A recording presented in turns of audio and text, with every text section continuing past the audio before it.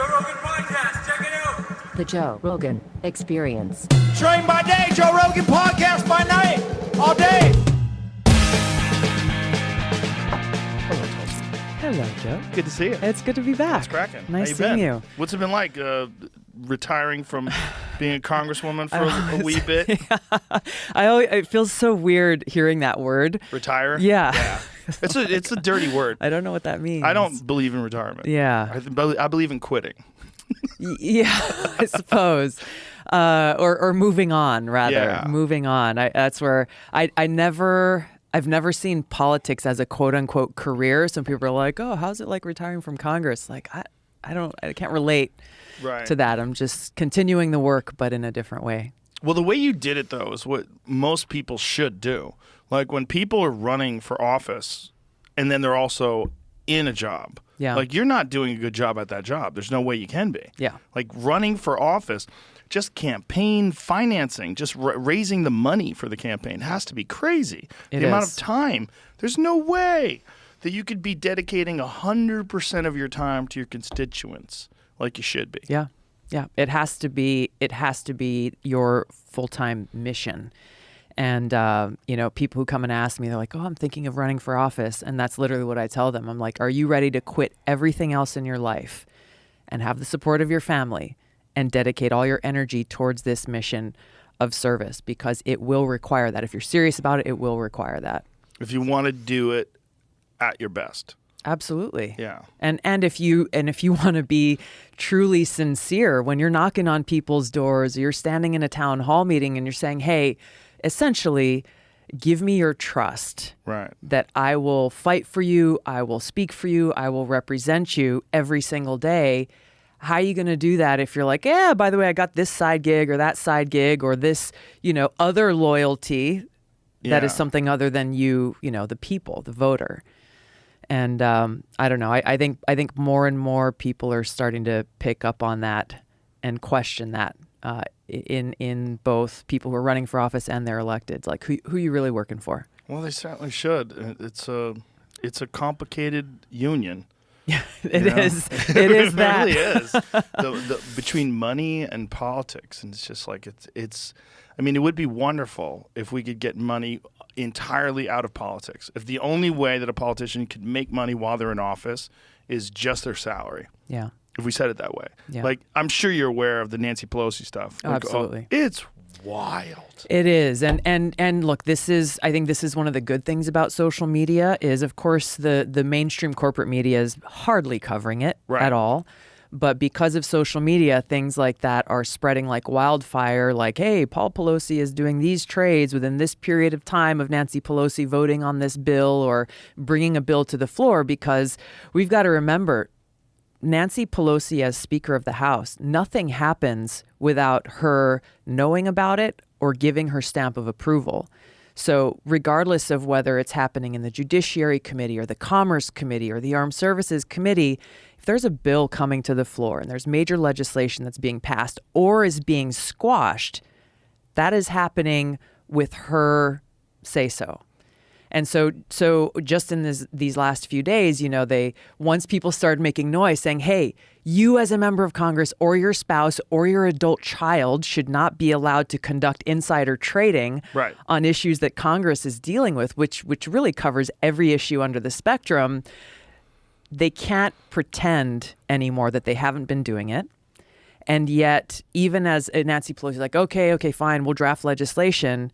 But Congress is about to take a break as they head into the general elections. And once again, she's refusing to bring the bill to the floor for a vote, saying, "Oh, well, we're not going to bring it to the floor if it doesn't have support." Put people on the frickin' spot. Make them cast that vote. That is the last thing she wants. Right before the election. Lose that honey pot. She doesn't, first of all, she doesn't want it becoming a big, important thing that people are talking about. Yeah. Where people start, excuse me. Where people start looking at it and say, "Oh, well, how much money have you made? Yeah. Like, why are you worth $200 million? That's crazy. You make $200,000 a year. You're worth $200 million. Like, what's going on?" And you look at, like, Paul Pelosi's stock, like, what his record is. He's better than Warren Buffett and George Soros. who are like wizards. Exactly. Those guys are the best. And he's better than them. Yep. But it's 100% insider trading. If you think about what they put Martha Stewart away in jail for, that's nothing. Yeah. That's nothing compared to what she's doing. And she's not the only one, obviously. No. There are, and this is where, the quote unquote uniparty in Washington has been blocking this kind of legislation from being passed because they're both benefiting from it. We had, I think, there were Republican and Democrat senators in the lead up towards COVID who knew about it, right, and started making different investments in as we were approaching it, even before the rest of the country knew about it, so that they could profit financially from it. Just absolutely disgusting. It's crazy. It's just crazy that it's legal. Yeah. It's really egregious, and it's shocking how complicit the mainstream media is in ignoring it. Like, do you think that there's some discussion, or is it just an understanding that you'll lose access to these people if you highlight this? Like, why are they not covering that? It's like this chummy insiders club in Washington, and a common term that's being used now is called permanent Washington, which really fits when you think about it, because it kind of encapsulates that whole swampy ecosystem of both those who've been elected into positions, those who are longtime appointed or powerful bureaucrats, and the corporate media. They all go out to the same parties, the same social functions, passing information to each other. And so, if the anchor of a big time news show says, hey guys, guess what? Nancy Pelosi and her husband are insider trading, then they have to think about, oh, well, am I burning a bridge? Am I cutting off access to, information that she or her staff might be feeding me that I can break news on, and all this stuff. So, it's like you scratch my back, I'll scratch yours. And if you start pissing off certain people, then you get kicked out of the cool kids club. That's really what's at the heart of it. And so they play along, because this issue's come up before. It came up years ago. Congress said, okay, we're going to take action to stop insider trading and make sure that elected leaders aren't benefiting off of insider information.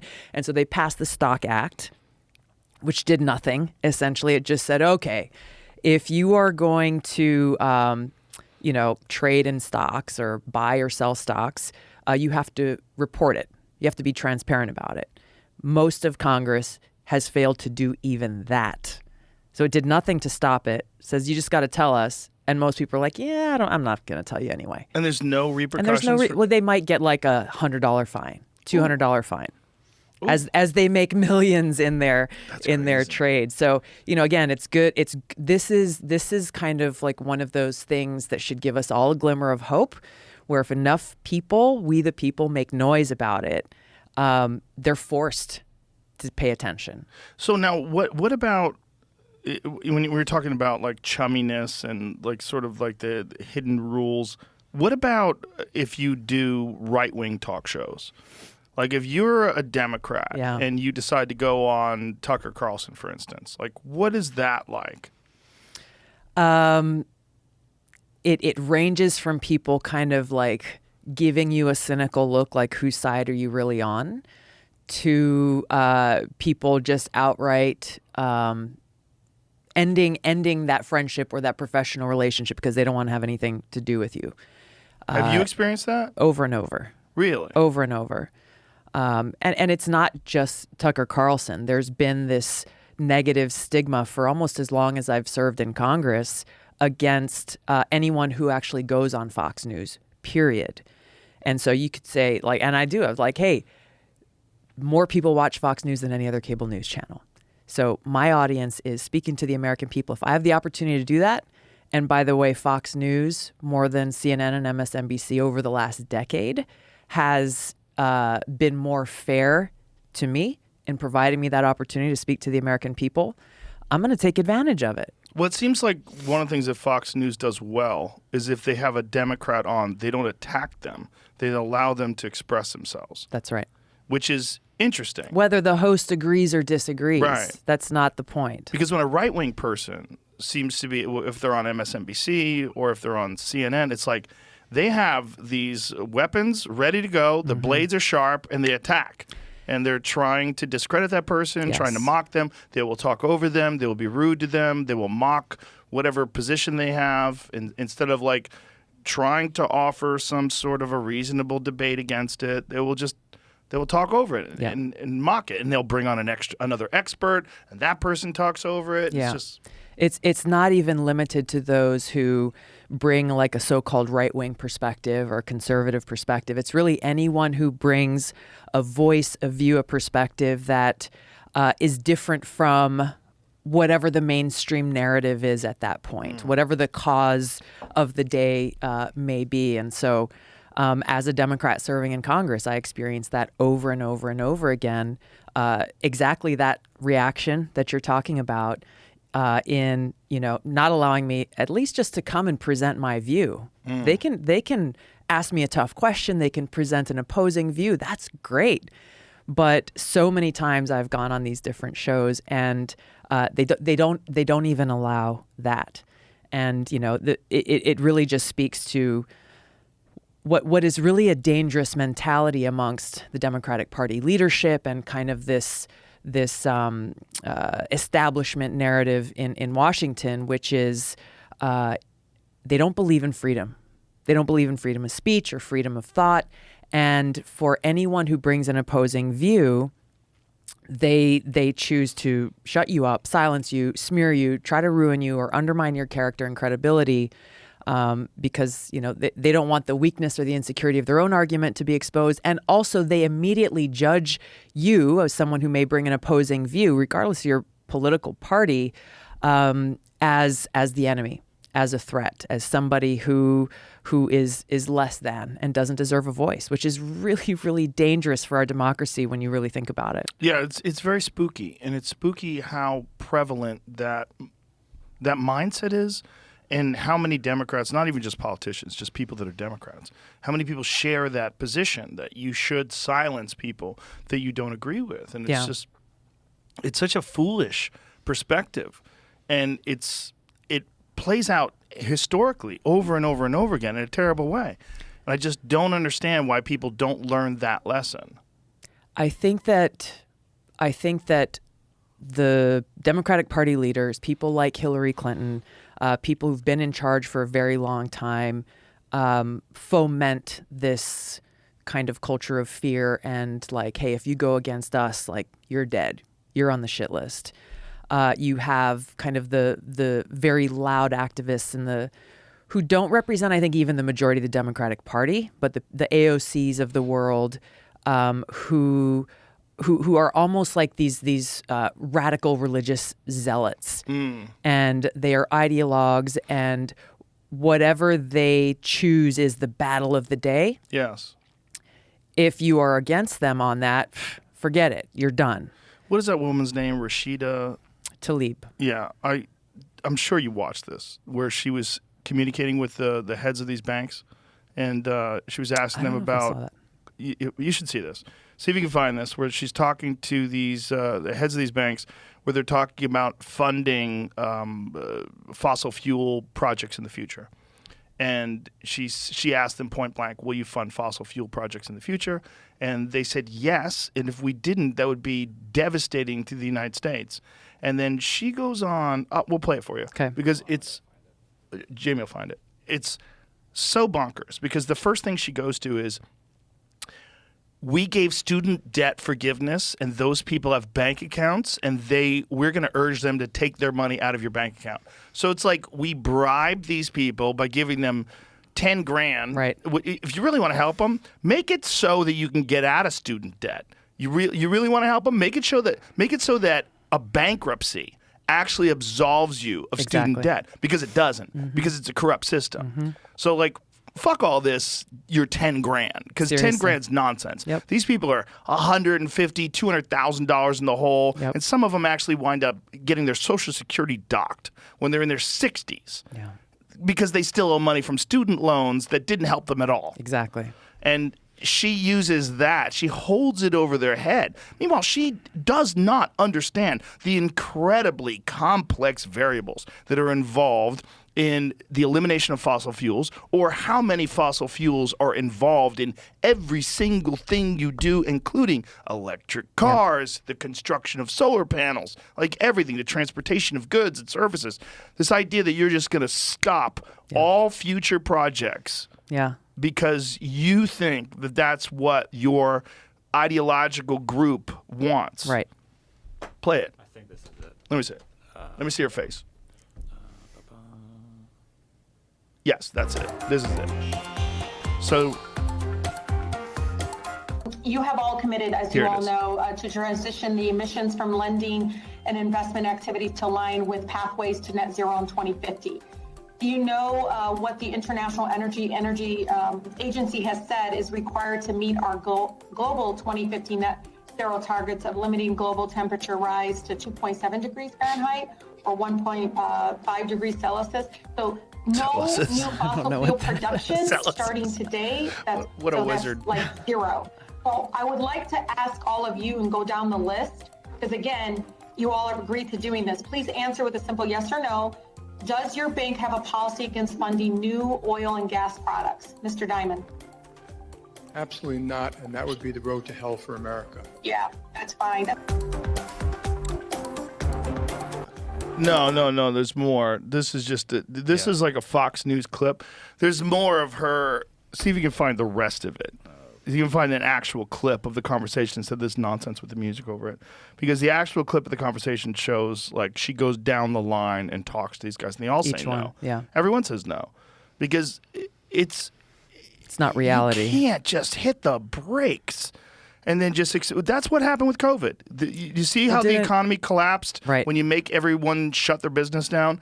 That's going to happen times 1,000 if you just stop all fossil fuel production. Yeah. Didn't we just see this in California where they passed a law? What is it requiring all electric vehicles or stopping production of vehicles that use gas? Yes, all cars that are sold in California as of 2035 must be electrical. And then the next week, they said you can't charge your electric car because the power grid's fucked. Exactly. That's California politics in a nutshell, though. Yeah. Because it's so ideologically driven. And I talk to people from California that are just in that fog. Yeah. The fog of woke. And they're my friends, and I'll show them that. And they're like, what? Mm-hmm. Really? And I go, yeah, look, you're not supposed to charge your electric car. They're like, what the fuck? Yeah. I'm like, yeah, what the fuck?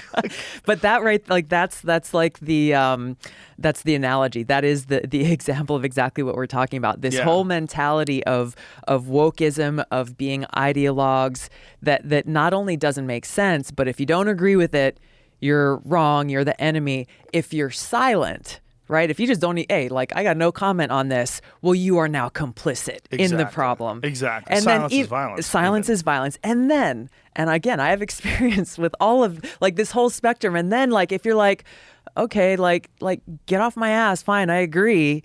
They're like, well, prove it.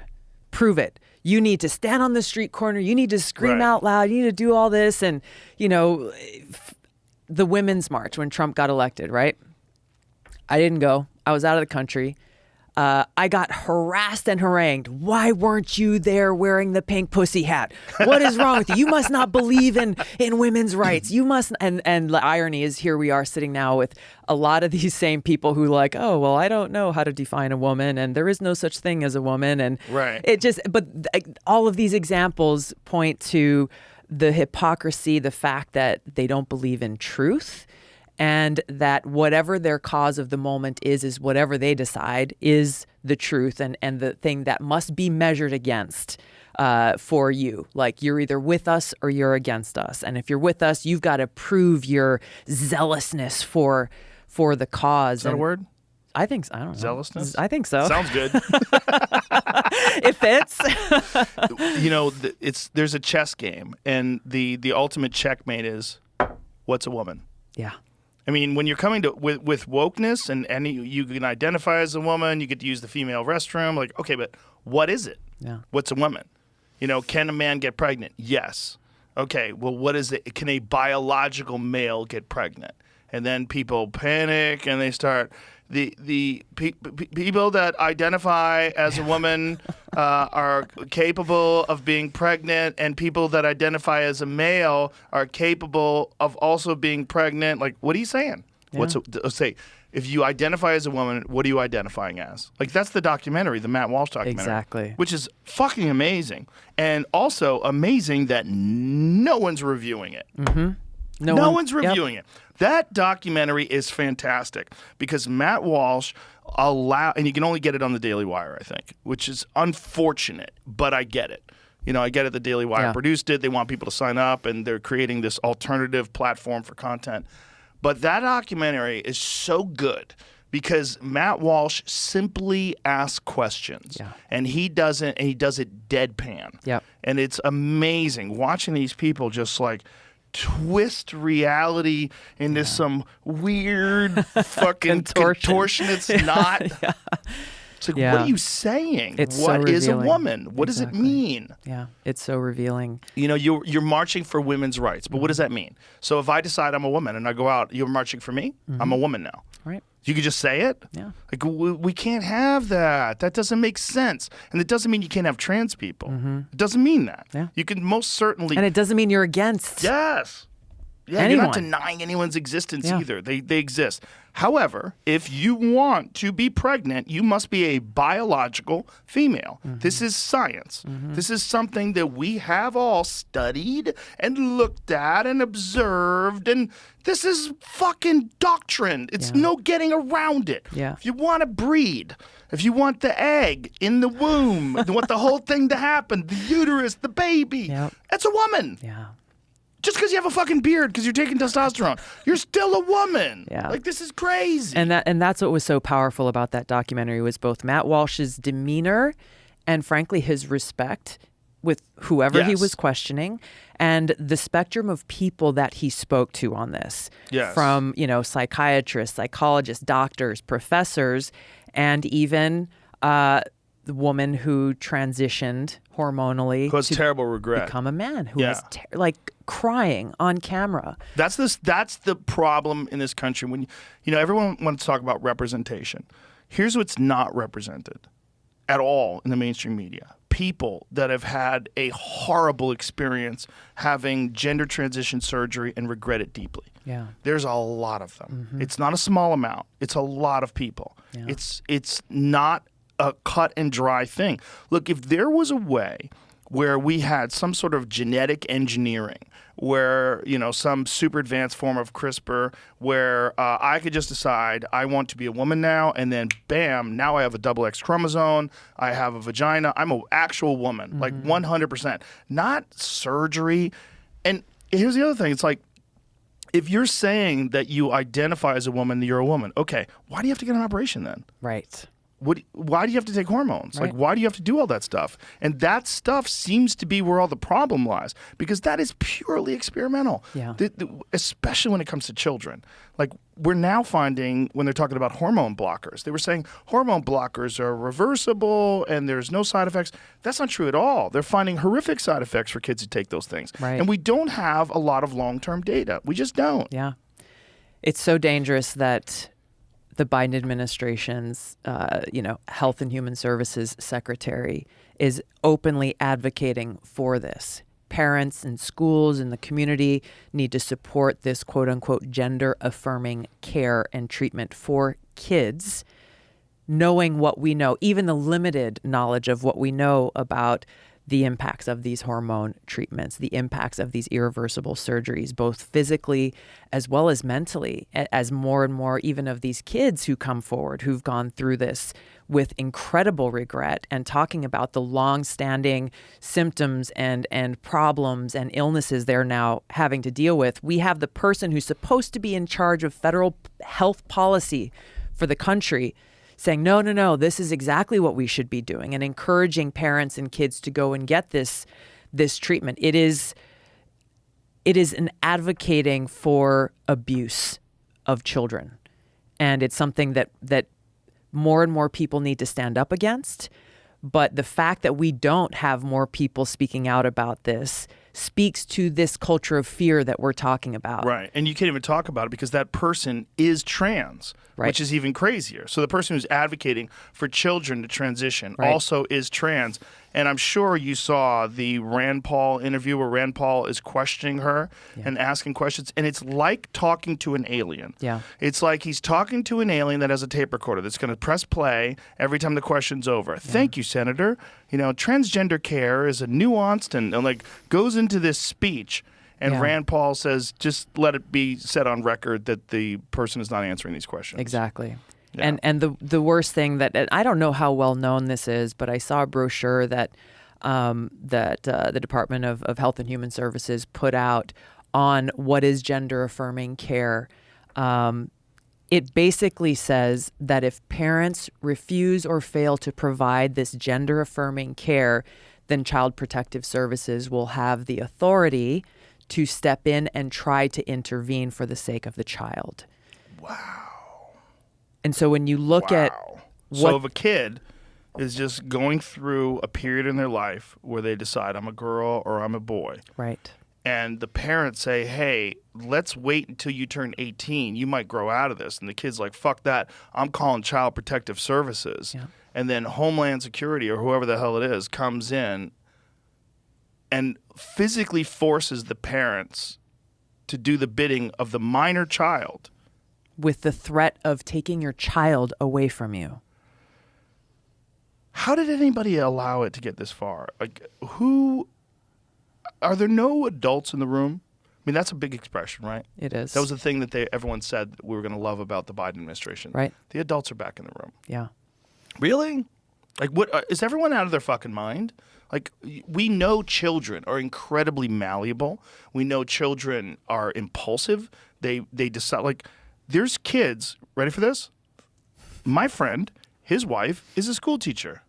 And she works at a school that had to install a litter box in the girls' room because there is a girl who's a furry who identifies as an animal. And her mother badgered the school until they agreed to put a litter box in one of the stalls. Yeah. So this girl goes into the litter room or to the girls' room and urinates or whatever. I don't know if she poops in it. That's pretty gross.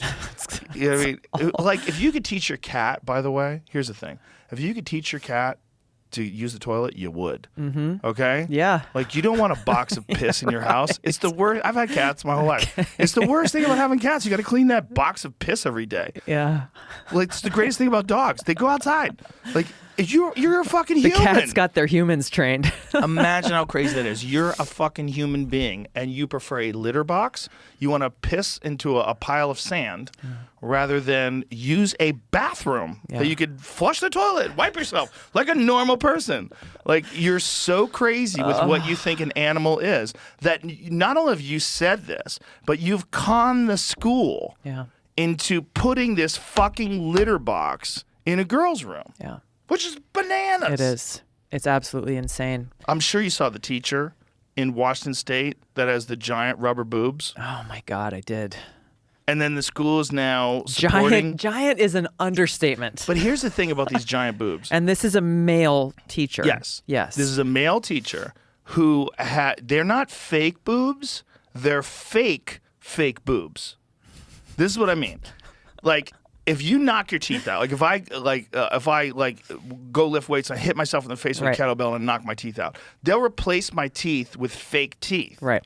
But if I have these teeth that are my real teeth and I put fake teeth over them, those are fake teeth. Right. So this person, these are not fake boobs like they went and got an operation and had breast augmentation. No. They put giant rubber boobs. They're like watermelon over size. their real boobs. Yeah. I wish I could find a watermelon that big. I love watermelon. If I could find a watermelon that big, they're so big, it's crazy. Yeah. And what now was the point of that, by the way? I think it's a troll. And I have been reading about this online. And apparently there's many people that are pointing to the fact that this teacher may very well be scamming people. Okay. What does it say? Whether or not it was satire? Yeah, I was reading. It shows where the power lies. Talking about that. Was the fake boobs teacher a hoax? Okay. Interesting. So what I've heard is that this teacher's actually a conservative man, and that he's doing this as a goof, and also knows he can never get fired. Like maybe trying to get fired. Interesting. Like, see what does the article say? Does it say anything? This article brings up the same stuff that like James Lindsay did, where they made those fake. The grievance to get pushed articles. Through, yeah, similar thing. He's there's a law. I'm trying to read and think at the same time. I can't do that. No worries. Because the teacher could probably.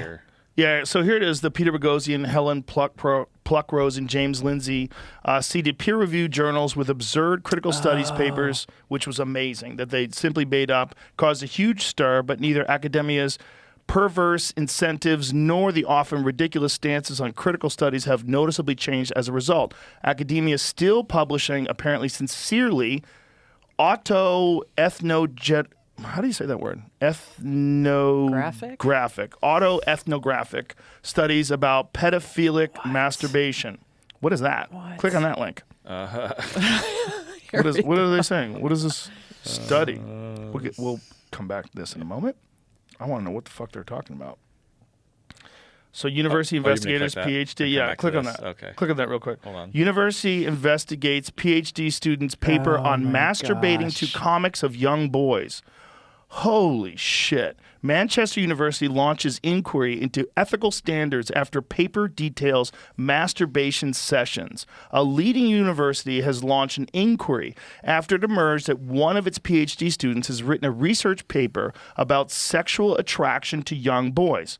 Carl Anderson spent 3 months recording his thoughts and feelings while masturbating over images of young boys in Japanese comic books. In the abstract for the paper, Anderson, who's interviewing fans of Shota, I guess, S-H-O-T-A, comics for his PhD, said he wanted to understand how they experience sexual pleasure while reading Shota. Oh, you wanted to understand. I get it. Normal.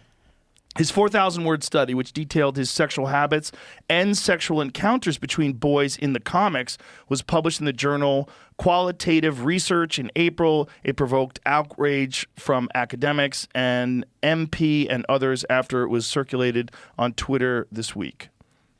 Yeah, there's a normalization of all kinds of sexual attraction. Including illegal sexual attraction. They're trying to They're trying to say that people aren't pedophiles; they're minor attracted individuals. Go back to that article, Jamie, if you don't mind. Just see that bottom part. It says, this is the guy, right? The guy who did this research. He says, I happened to live alone during this experiment, and I had newly become single after a long relationship. Those factors probably contributed to my willingness and eagerness to explore this method. Sick. That's so crazy. Sick. This is exactly when you don't believe in truth, and you're talking about the furries, like the accommodations for this child who identifies as a cat in school. Then you have the minor attracted persons. There are no boundaries anymore. Right. There are no teachers boundaries. in the school, and the school itself should have said no. Exactly. To the parent, no, crazy. Right. First of all, what are you doing to your kid? Right. That you let your kid, because they identify as an animal, use a litter box. They're still a human. Right. Use a goddamn bathroom. It's sanitary. It's much better. Like, do you want your house smell like human pee? What if they eat asparagus and then they pee into a box? Yeah. You don't think that's gross? You want to go into the bathroom and smell asparagus pee because your kid is fucking crazy and you're encouraging that? Right. That's nuts. Right. Go back to that big boob gentleman / female hoaxer. I want to finish where we're at. So try to figure out what is happening here. We're around here. Okay, we're right about there. And in much of the same way, if Lemieux is attempting to force an absurd anti-discrimination law to breaking point, the attempt has failed. Rather than forcing the school to confront the grotesque absurdity of letting a male wear prosthetic boobs to a teaching job, it simply promoted a debate on what size and shape the prosthetic should be. Jeez. Oh my God. Gosh. The school exacerbated at the international attention they've garnered, has simply approved a new dress code that would force Lemieux to wear slightly smaller fake boobs. But what if you actually have real augmented boobs that are that big? Because people do. Yeah. Go to that. Go back to that, please. That just Click on the new dress code. I need to find out what you guys are out of your mind. How far are they bending over backward to? This is a school, not a circus. Students joined protesters outside the Canadian school with trans teacher with oversized prosthetic breasts. I don't think it's really a trans teacher. I think they're calling this person a trans teacher, but according to Reddit, which I hold in high regard, I think they. Yeah, I was trying to do some research on Kayla real quick. Yeah, what are they saying? I didn't get. I had to go back to the article first. Yeah, me and Duncan were actually going back and forth about it yesterday, trying to figure out how much of a hoax it was and laughing hysterically. Because if it is a hoax, along the lines of the Helen Pluckrose and Peter Boghossian and James Lindsay studies, it's really funny. Yeah. It's really funny because this person has taken it to the umpteenth degree. Exactly. Like, these are crazy. For folks just listening, these things are the size of a small child. Yeah. Like, if Seriously. a small child, like if a 6-year-old was in the fetal position and they hung from your neck, that would literally be the size of one of these breasts. Yeah, exactly. And I think the point remains, right? Whether it's a hoax or not, it points to how insane our society and culture has become, where rather than the school being like, yo, no, Yo this is the is right not thing to say happening. Too. Yo is the perfect thing to say there. Like, yo, what are you doing, man? Exactly. Not only that, you're in wood shop. Okay, which is, you're not even supposed to have loose clothes. Right. How do you have giant rubber boots? That's so dangerous. It is. He's using a bandsaw. Excuse me. She's using a bandsaw. Like, look at that. Look at the size of those things. Goodness. Imagine these poor fucking kids. Imagine no like you kidding. go in there and she's wearing sunglasses indoors too, which is awesome. Right. I mean, the whole thing is just so crazy. Canada is like California on some sort of SSRI. Yeah. It's like they've taken it to a whole new level. Yeah. Okay, so right there is Kayla Lemieux. That's like, a YouTube video. Okay. There's a bunch of YouTube videos. Woke of people culture, bringing it up. endgame. Look at the size of the nipples. That's so crazy. Insane. The nipples are enormous. This person literally has shoulder straps, like Yeah, they're you can see backpacking them in the actually, woods. right? Yeah. Like they've got a week's worth of food in those things. They're carrying it around on their back. That's so nuts. Yeah, clear shoulder straps. I mean, it's Look at the Twitter, the tweet. Oh, sorry. Kayla Lemieux is conclusive proof that trans women are women and that there's absolutely no connection between trans activism and mental health issues or misogyny. Sure. Conclusive. yeah. Well, obviously that's satire. Obviously. Yeah, but it's. I would have never imagined if we went 4 or 5 years ago. I remember when I had Peter Boghossian and James Lindsay on the podcast years ago. People were saying to me like, "Why are you concentrating on this? Like, this is some stuff that's happening at universities.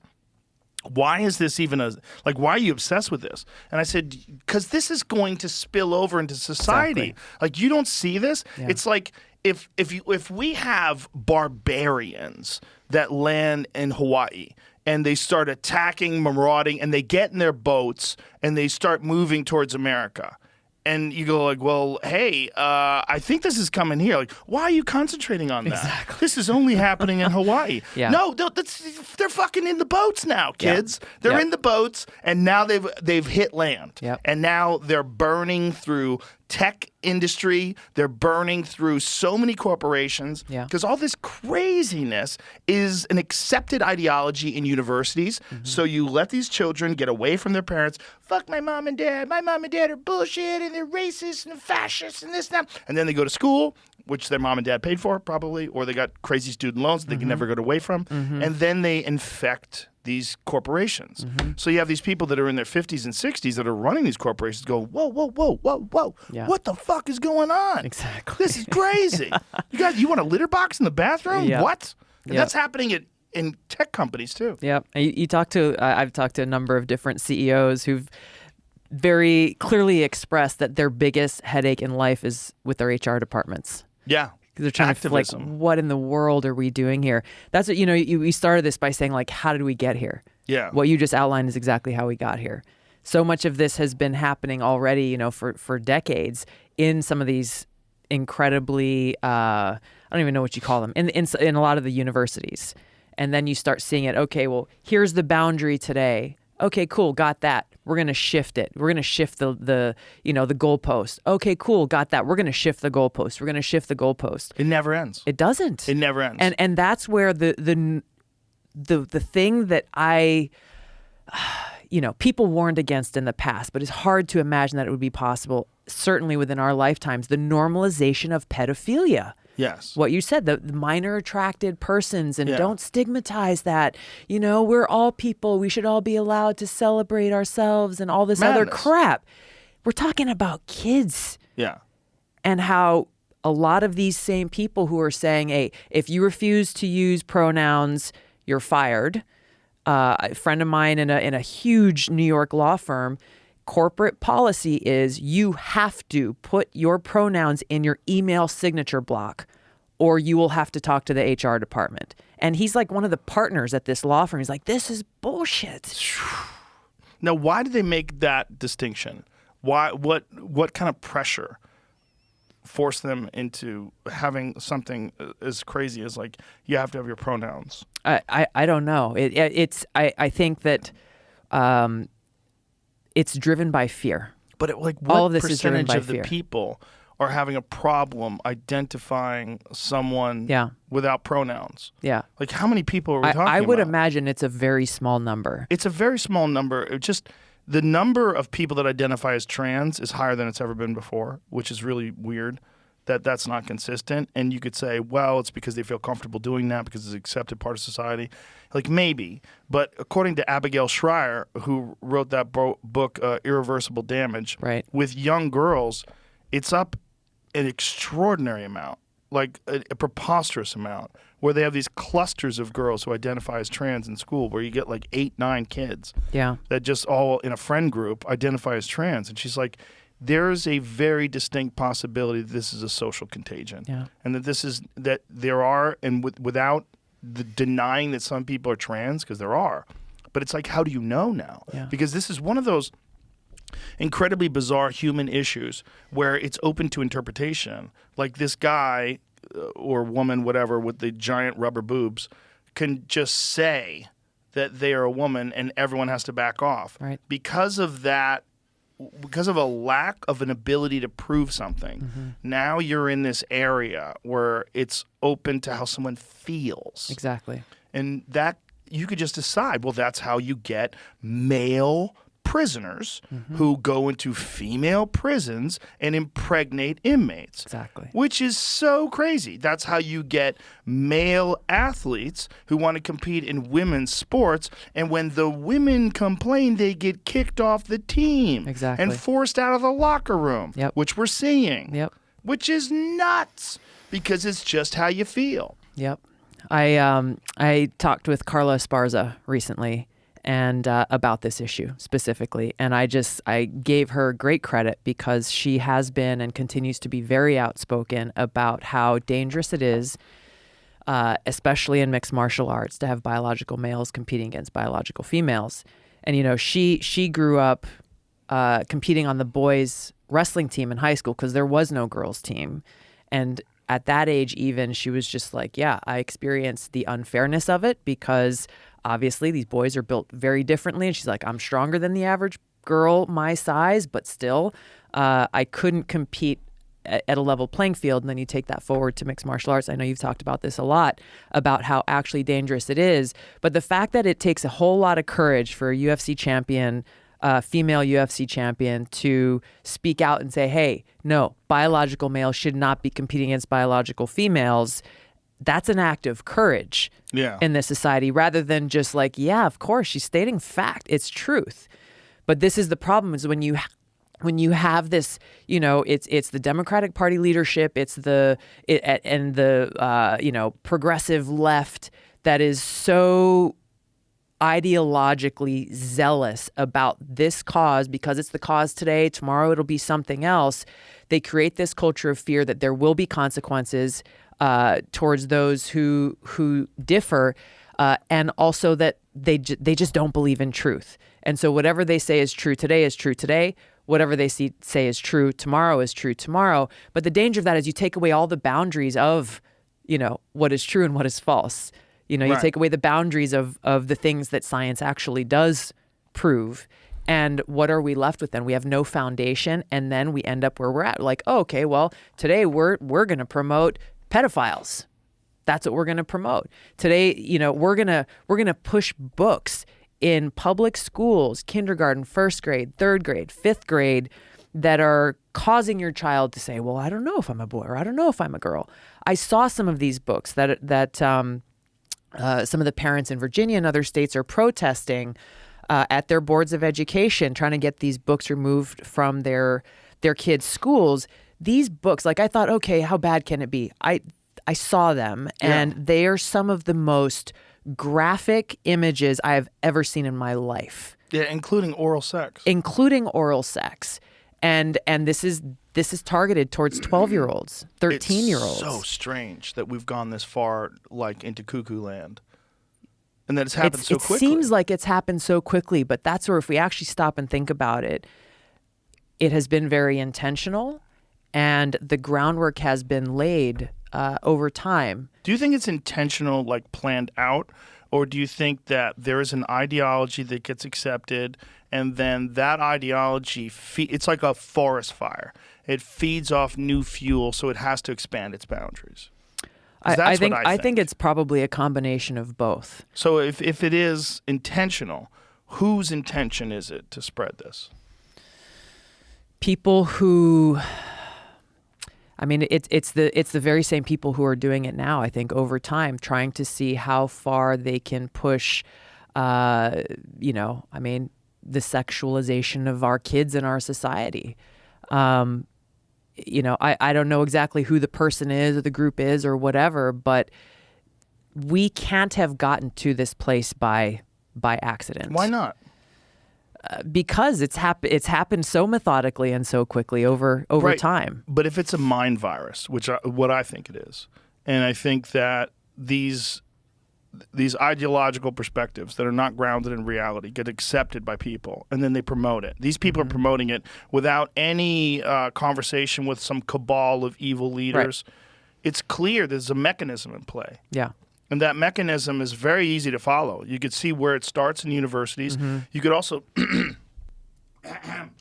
see that in these universities, these people that are promoting these things and teaching children also grew up in the university system themselves, and most of them don't have any real-world experience.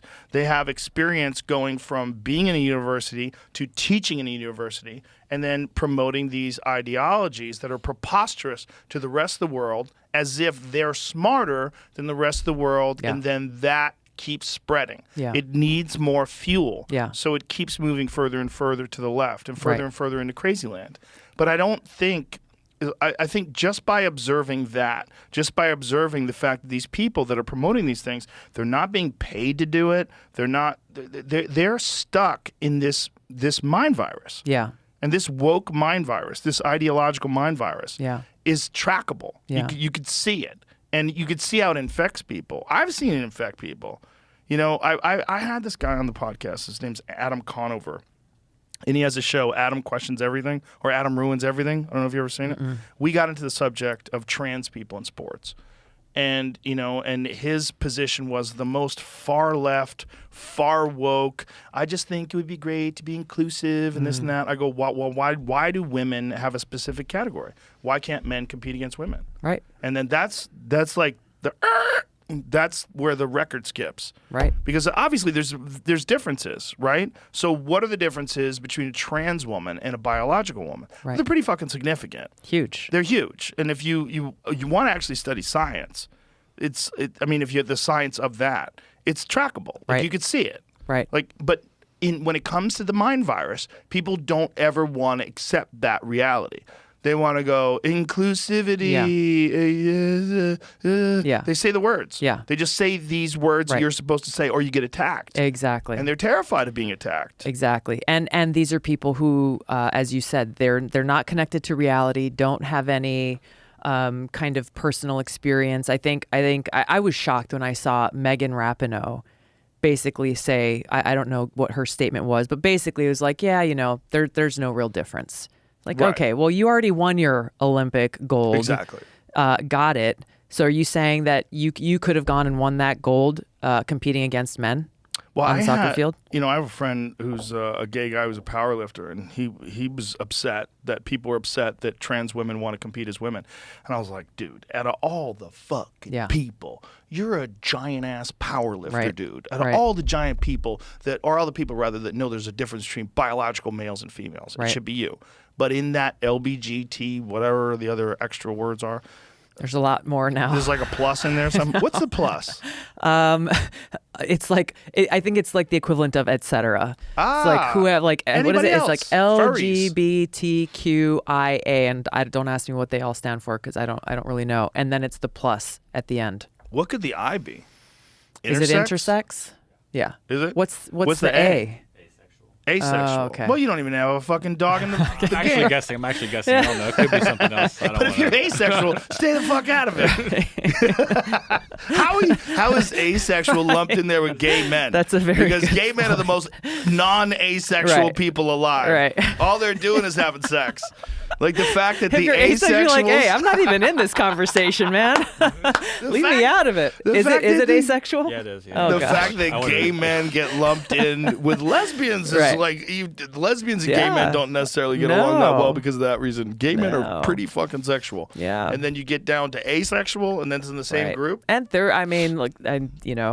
gay and lesbian friends of mine don't get on with the whole like trans activism part either. I mean, this is not one, what do you call it? Like monolithic group. Well, they have to publicly support that because of that whole group, this whole lumping in of everyone together.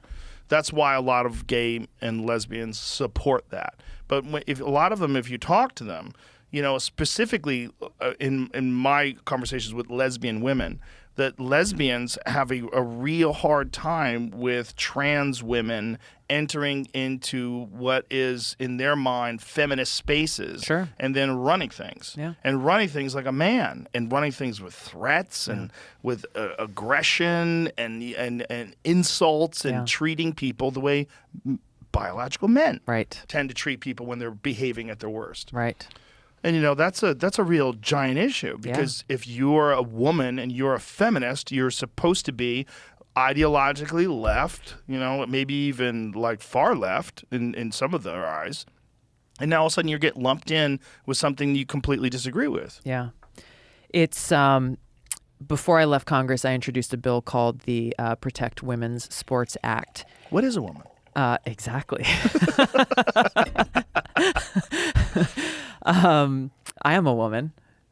Well, Just to make that clear. Congratulations. I could be one too. Don't get cocky. Yeah, I don't know. I'm gonna do my next I'm podcast. going to Giant put rubber myself boobs. out there and disagree wholeheartedly with Wow. that, Joe Rogan. You are a bigot. I Can't know. believe it. I've Outrageous. been called worse things. Yeah. We introduced this legislation. I introduced it with a Republican friend of mine named Mark Wayne Mullen from Oklahoma. And he's got 6 kids. 3 of them are little girls. All of his kids wrestle. And the bill was very, very simple in upholding the original intent of Title IX. Can you explain Title IX to people? Title IX was passed, I think in the 70s, if I'm not mistaken. And it was a huge landmark piece of legislation because it delineated, it provided a level playing field on the basis of sex, meaning males have opportunities, females deserve those same opportunities, whether it be in sports or in college, and in all public funded. In a public funding realm, essentially, where the federal government can impact it, it said there has to be a level playing field and equal opportunity. So people like my mom, who grew up, she's very athletic. The only thing that was available to her in high school was cheerleading, and she did it. She was great, but she would have liked the opportunity to be able to compete in other sports. Carla Esparza, I think, is a more modern day example. There were no girls wrestling teams in her high school. She got a scholarship to wrestle in college on a girls' team, and obviously she has gone on to do amazing things. So Title IX was created recognizing that difference on the basis of sex. Democrats have championed Title IX and talked about this great accomplishment in passing this legislation for decades.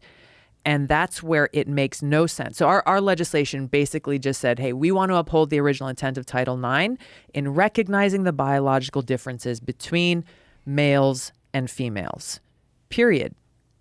They should not be competing against each other. The legislation didn't move forward for obvious reasons. We were excoriated for having the audacity to uphold the original intent of Title IX.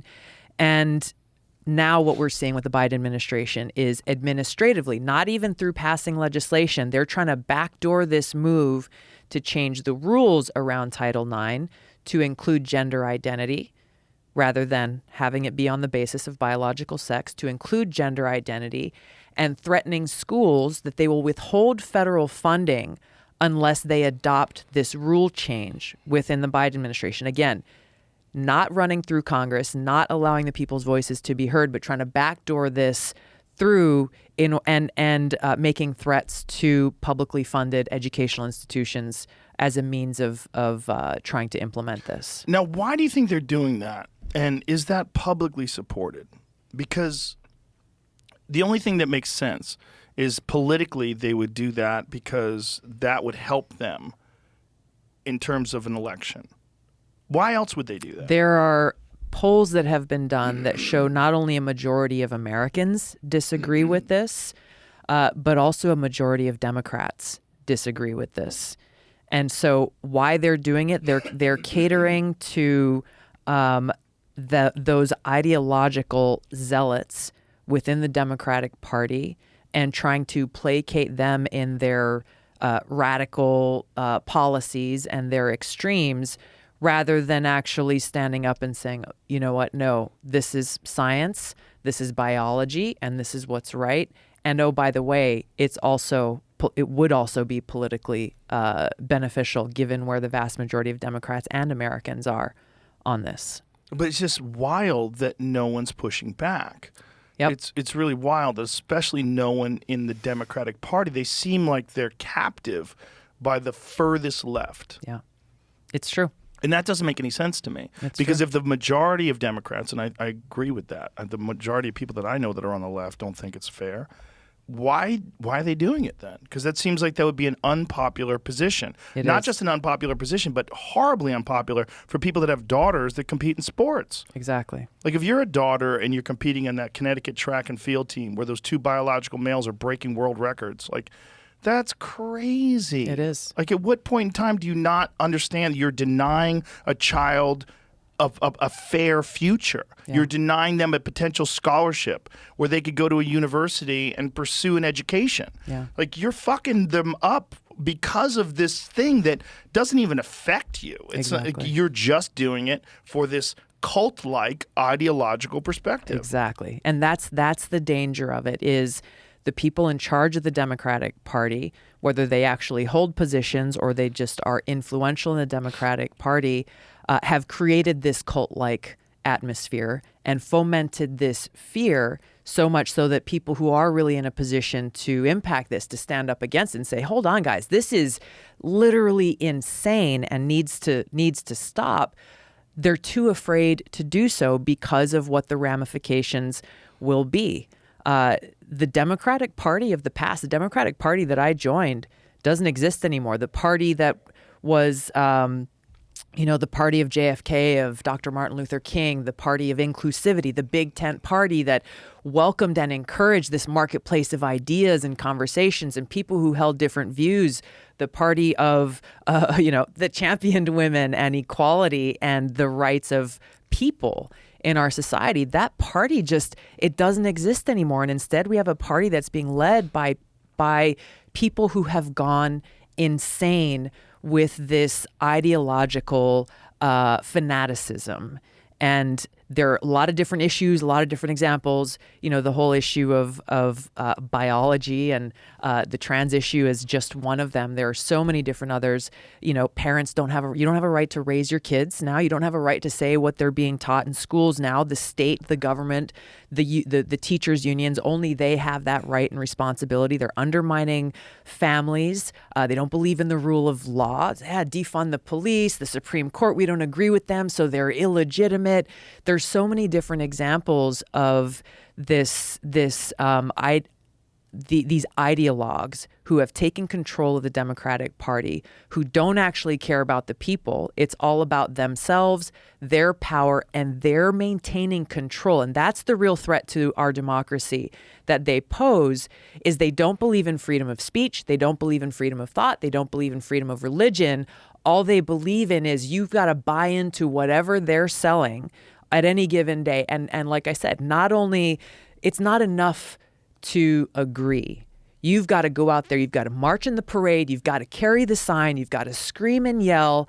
And don't you dare even think about talking to Republicans. Don't even think about working with Republicans, because that directly undermines their authority. And frankly, Joe, this is something that I've been trying to fight against within the Democratic Party back when I was vice chair of the DNC for years, and it's gotten to a point where those who have been in charge for a long time, remain in charge, are not willing to change, and so I'm leaving the Democratic Party. Is that this big announcement? Yeah, you're leaving the Democratic Party. I'm leaving the Democratic Party because I've tried to enact that change from within. It's not. I don't see the Democratic Party as being savable, and I know that I can make an impact more from the outside. And frankly, I can't be associated and stand by this insanity that's been going on and continues to worsen day by day. Are you going to be an independent? Yep. So that's how you're moving forward. Yep. What is it about this country that is so politically married to having two teams and two teams only? And how do we fix that? Because there is very little room for someone who's a third-party candidate to be taken seriously in this country. And when you do vote for a libertarian, you do vote for an independent, many people think of it as a protest vote. Spoiler, right? Yeah. Or at the very least, you say, that's why I voted for Joe Jorgensen. That is me personally, why I did. Because I was like, I'm not voting for him, and I'm not voting for her. Yeah. Fuck this. And then I'm not voting, or that was, with this one, it was Biden, actually. But that was also why I was voting for Gary Johnson. It was like, I'm not voting for her, and I'm not voting for him. I'll vote for that guy, even if he doesn't know where Aleppo is. Like, That's right. I forgot about that. But that wasn't that big of a deal to me. That to me was It seems like, it was a big deal at the time, but it seems like so minor now compared to, our vice president standing at the DMZ saying we are great allies with North Korea. What a fuck up that was. And that didn't even make the news. People barely talked about it. Exactly. Our great partnership with North Korea. Like, what? Yeah. North Korea? Yeah. She she didn't even stand there and be like, I'm sorry, I misspoke. Right. No. Well, sometimes people, you don't realize I do that all the time. Like, Jamie will correct me all the time. Well, I'll say something that I thought I said another thing. Right. And he's like, you said that. I go, oh, did I? Yeah. Oh, I didn't mean that. I meant the other thing. Right. Because it's just a flub. Yeah. I guess the problem is it comes in a long line of flubs. She's terrible. She is absolutely terrible. And that is, for you, that is where everything sort of soured with you in the Democratic Party, was when during the debates where you accurately pointed out her record. Yeah. And you basically sank any hope that she had of being president, because you opened up this discussion that many people are not aware of about her prosecution record and the things that she's done that are absolutely illegal. Yeah. Like forcing people to work as cheap labor for the state to fight wildfires after they're supposed to be released. Exactly. They did their time. They did their time, and she kept them in prison to use them essentially as slave labor for the state, putting their own lives at risk forcibly. The thing about my exchange with her on that debate stage, and you take a step back, you got to question, like, all of those things I brought up on her record, you easily Googleable on the first page. When you look at Kamala Harris's record, all of those things, I'd have to dig very deep to see what those issues and problems were with her record. So then the question is, hey, why didn't anybody in the media ask her these questions about the record that she said, I'm so proud of my record as this and as that, as that. All right, cool. Talk about this. This is your record. Talk about these things. No one in the media did that. There's no other candidate on the debate stage who had the balls to bring that up. How are voters supposed to be able to make their best informed decision when the media and fellow Democratic candidates who are running, who are her opponents in that race, don't have the courage to ask a very factual question on a record that she says she's proud of? Do you think that there's a concerted effort to hide that information, or do you think that people recognize that's a trap? Like, if I do that, then it's going to fuck up my future. They're going to not want me to participate in certain things, which most certainly happened to you. Yes, that most certainly happened. And that shows the double standard. I don't know why no one had the courage to ask her those questions, why I was the first person to do it. If I had to guess, I would imagine it's because she's got friends in high places. I would guess it's because she's a woman of color, and no one wants to be seen as the person attacking a woman of color who's running for president. They got no issues attacking me on a whole host of fronts. But because, again, she was connected, she's playing the game, she's somebody that the Democratic Party knows that they can control. And that was the thing for me, is, and it started years before I ran for president, is once the Democratic, I got elected to Congress, and they were like, oh, she's the first this, she's the first that, she's cool, she's going to be one of us, we'll put her forward, and, she'll be a great new face of the Democratic Party, all these things. But then very quickly they realized, like, I've always been an independent Democrat. Every race that I've ever run, whether it was for city council in Honolulu or for the state legislature or for Congress, I was never like the party pick, ever. I never won any of those races with the Democratic Party saying, all right, hey, we're going to back you up. We're going to send you money. We're going to send the troops out to support you. None of that. It was always been a truly grassroots campaign of the people, which is amazing. They found out very quickly, like, oh, okay, she's not somebody that, the puppet masters can control. She's not just going to read the talking points when she goes on TV or stands on the House floor. And that's where things started to take a turn, where those who are in those positions of power said, okay, she's somebody who could expose our weaknesses, expose our insecurities, expose the hypocrisies in our arguments. And started to create that distance, and then resorted to the smear and the discrediting and the attacks, and then ultimately, like, total media blackouts. It's amazing when I talk to people, and it happened recently with Alex Berenson. He was like, isn't she crazy? I'm like, what's crazy? How's she crazy? Tell me how she's crazy. And then no examples. I'm like, well, why are you saying that? Like, why does someone say? He's like, yeah, you're right. Like, I don't have an example. Yeah. I'm like, isn't that weird that you just like have and he's a journalist. Mm-hmm. I mean, worked for the New York Times, and it just, isn't she crazy? Yep. Accepting that, and that's how they do it. Wild. That's how they do it. Is like, hey, let's just plant a seed of doubt or suspicion, so that most people, as a journalist, he's got no excuse, but most people don't have, honestly, they don't have the time. They hear one thing, they're like, shoot, like, I got kids, I got work, we got soccer games, we got this, we got that, and you want me to do research? Like, wait, what? Right. And you want me to do research from multiple different platforms, exactly, so that I get an unbiased perspective, or at least an objective perspective based on multiple sources of information. But it's such a bizarre system that we have, and it's so easy to rig, because there's only two parties, and both parties are controlled by these gigantic special interest groups.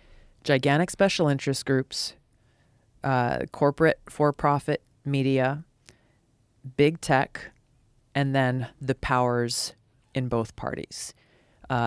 And that's where I'm glad you used the word rigged, because it's an important word. And usually when you use it, people aren't thinking of it in the way that we're talking about. It's what I experienced during that campaign, is that collusion between those very, very powerful entities to decide, before voters even get a chance to be exposed to different candidates to choose from. They decide, all right, here's the people that we're going to, we think will be all right. We think they're going to play the game, and we'll promote them. We'll say nice things about them, maybe throw in a tough question here or there just to not blow our cover. But these are the people that we want voters to choose from. And these other people are the ones that we're going to try to either just slide into the darkness and hope nobody notices them. Or if people are noticing them, we're going to do everything that we can to smear them and undermine their credibility, so that when they do speak, you get that kind of reaction from Berenson. Did you notice an immediate change in the way people communicated with you before that debate versus after that debate? That was one of the factors. That was one of the factors. The interesting thing to me was that I heard from some friends who were sitting kind of in the green rooms and backstage for some of the major cable networks at that moment, live when it happened on the debate stage. There was a whole bunch of people cheering and like, holy crap, that just happened. Yeah. But probably within an hour, maybe 30 minutes of the debate being finished and going into the media room where they, you've got the post-debate, all the interviews and all those things happening. Immediately it was like, okay, no, we've got to change the narrative, because we can't allow that to stick. Is there any courting of you by the Republican Party? Not that I know of. You have no interest? No. I mean, look, the Republican Party, I mean, what is the Republican Party today? I've got Republican friends who don't like to be associated with each other because they're in different factions of the Republican Party. I think that, when you look at the two, I think there's potential there for that party. That's the Republican Party is kind of turned more towards populism and actually fighting for working people. You look at a recent vote that was taken, on the issue of foreign policy and war and peace.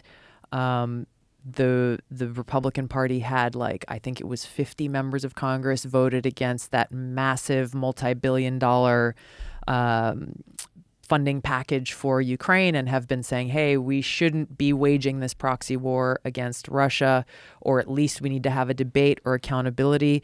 0 Democrats voted against that. So you look at, the Democratic Party that used to have people who, protested the Vietnam War and others. Now, I mean, the Democratic Party leadership is very strongly within the grips of the military-industrial complex and advocating for more war, and you have more Republicans. And I think even Trump, this was Trump's instinct when he ran for president and he was president, was like, hey, we shouldn't be going and being the policeman of the world. We shouldn't be going around the world and starting all these wars. I think the problem with him was he surrounded himself with people who held a diametrically opposed view. Mike Pompeo, Nikki Haley, John Bolton, people who never saw a war they didn't like, and advocated for. So there's movement. There's movement happening within the Democratic Party. Leadership is going crazy. I think the Republican Party is, I don't know. I think they're trying to figure out what they're doing. Yeah, I mean, I think if they had someone like Ron DeSantis, who seems to be the most reasonable amongst the potential candidates, he seems to be, a pretty no-nonsense guy, not without his flaws, but he's more reasonable than anything that I'm seeing on the left. Yeah. At least with the way he handled COVID. Yeah. It's one of those things where, as it's all playing out, there's this sense of hopelessness because there's not a clearly defined path where this country's ship gets righted. Mm-hmm. It's like I just see a lot of chaos and a lot of confusion and a lot of infighting, and I don't know how this plays out. It doesn't seem like there's a real clear, oh, this is our path to sanity. You're right. And I think the first step towards that path, though, is people recognizing what the insanity is and the problems. And I think that more and more these things are coming to light. I can tell you, I mean, I know there are a lot of Democrats that feel the same kind of frustration that I feel with the Democratic Party leadership. Often quietly. Yes. Yeah, there's a lot of quiet disagreement where people are just like, I'm not voting for Trump, but what the fuck are we doing? Right. And I think there's that in the Republican Party as well. Yeah. And so I think that creates opportunity for us as a country to get out of just this two-party system mindset and this mindset of fear that drives so many of the elections, where instead of saying like, hey, I'm running for president because this is how I'm offering to lead the country. This is how I'm offering to serve the country. Here are the things that I'll do. Instead of that, we are kind of relegated to, hey, vote for me or vote for my party because the other guy's the devil. Right. And not and really treating voters like we're idiots, and we don't care or have the intelligence to actually look at, okay, here's where you stand on this issue. Here's where this other person stands on this issue. I'm going to make my decision not based on party, but actually based on, hey, who best reflects my values? Who is actually going to put the country first, the interests of the American people and the country first, and not just the people who say the words, but the people who actually, have the record and the policies to back that up. And so I hope that this is the direction that we're moving in as more and more people get disillusioned with leaders in both parties who care more about their own political ambitions and their own party's power than they actually do care about the American people. It seems like part of the problem is that attack style of politics works. Like, just think about someone saying, oh, she's crazy. Like, okay, how is she crazy? But that's a narrative, and it gets out there because they attacked you. So, like, that stuff works. That's what's unfortunate, is that instead of to make it, like, if there was an incentive to say, these are our plans and this is how we can implement this, and just ignore negativity on the other side. Yeah. This is what I want to do, and I think that we are the best hope for the American people moving forward. Yeah. When I was running for president at town halls that we held across the country, it didn't really matter where we were, whether it was a small town or a big city, middle America, East Coast, West Coast. One of the things that one of the media embedded reporters that would, kind of follow us around everywhere we went made an observation that I thought was pretty awesome. This reporter said, gosh, I go to all these different campaign and candidate events. Yours is the only one where people walk out feeling hopeful and feeling inspired. And we had Democrats, Republicans, and independents and libertarians at every single one of those. And it was because we talked about different issues. We talked about, the threat of nuclear war. We talked about this new Cold War, the dangers of continuing down this path. We talked about things education. We actually talked about these things. Most days, I never brought up Trump. Because why? I'm running and I'm asking you, hey, let me have the opportunity to serve you, and here's what we will do. Whereas with these other candidates, these other Democrat candidates who were running, people left angry. And that was their only goal, was like, hey, how many lines against Trump can we use that we know are going to piss people off and motivate them through anger and fear rather than through hope and inspiration for what we can do together as a country. That's the direction that we need to go. And there are a lot of things that are issues that are of concern, and treating people with respect and like they have intelligence, and actually tackling those issues breaking through and being able to deliver that message to the American people, I think, is the challenge. I think people want it, but the media does a really great job of kind of reducing things to their lowest kind of standard. Do you think that the biggest challenge, or one of the, I should just rephrase that, one of the biggest challenges, I believe, is the influence of money? And when you look at Dave Smith was on the podcast recently, and we went over the defense budget, and I had no idea it was that much. It's such an insane amount of money. How can decisions be made that are not influenced by that money? When you're talking about what was it, $1.7 trillion? That is a preposterously huge amount of money per year. That was the 2022 budget, apparently.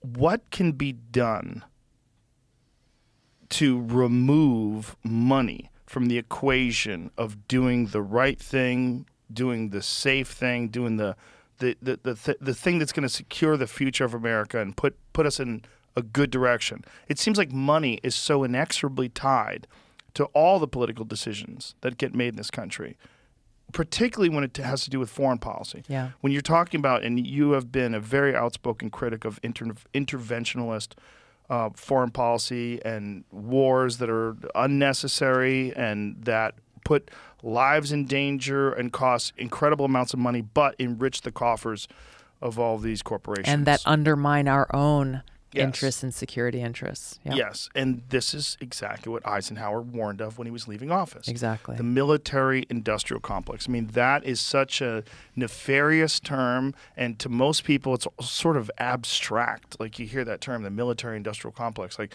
if you go to the average person on the street, even a well-educated person, like, define that. What does that mean? Like, how do they affect policy and change? And what's the defense budget? Like, how much money are we talking about?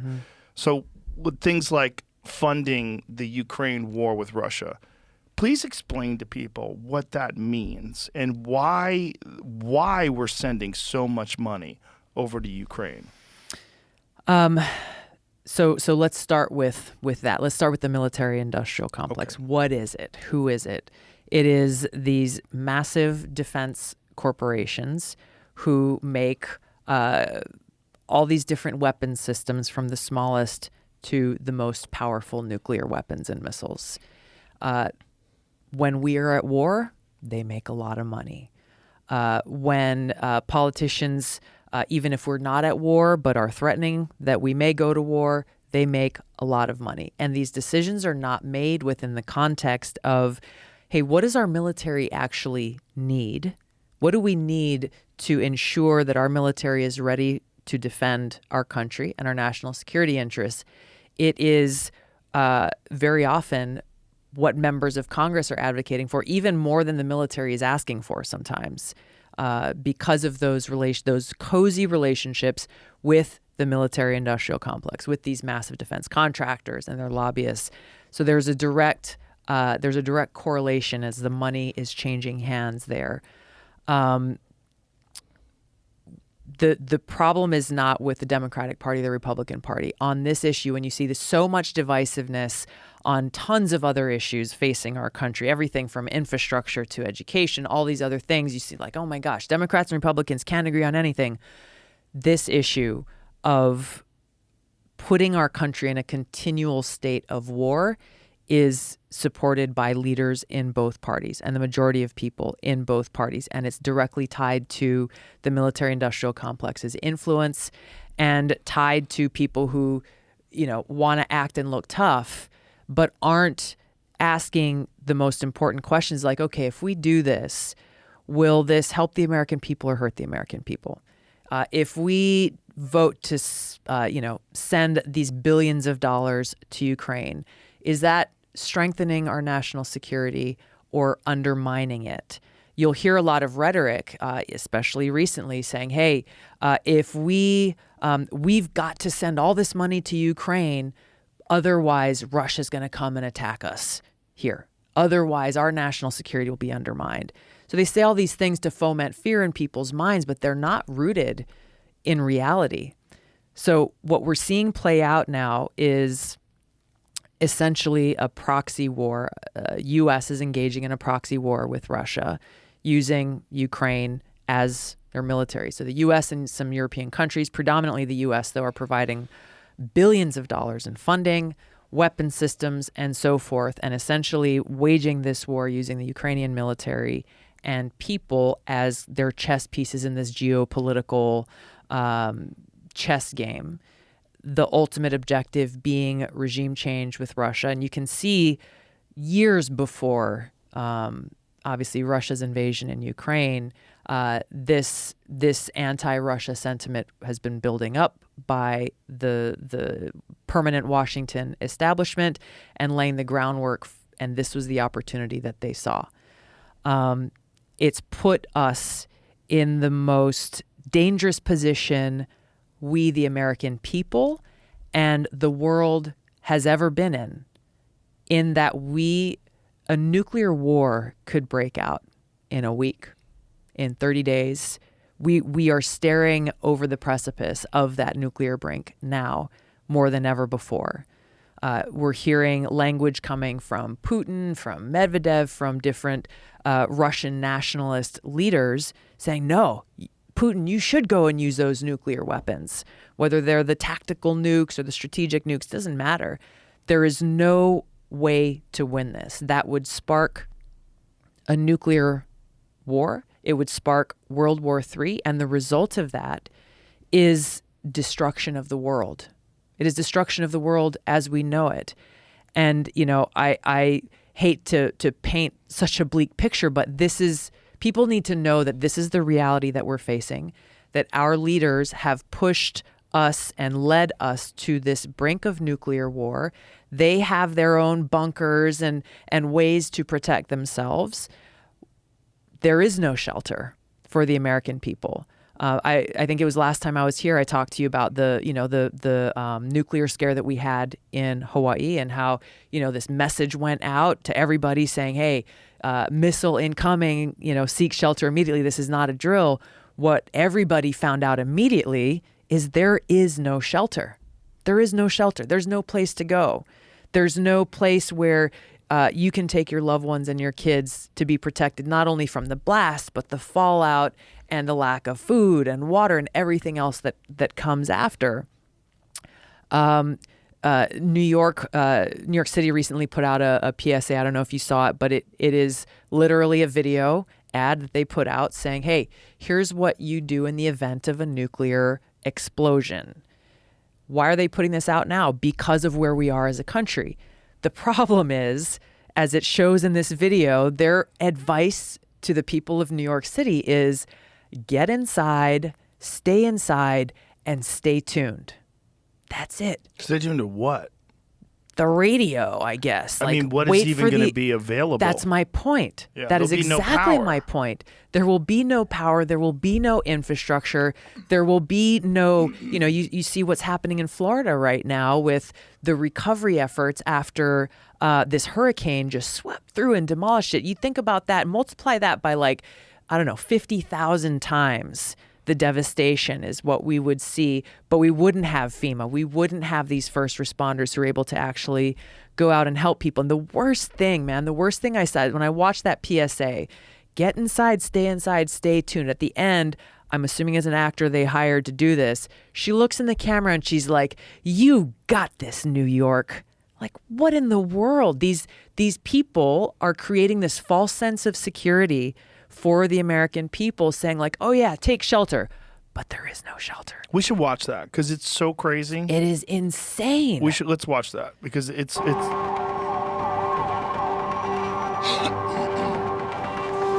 So there's been a nuclear attack.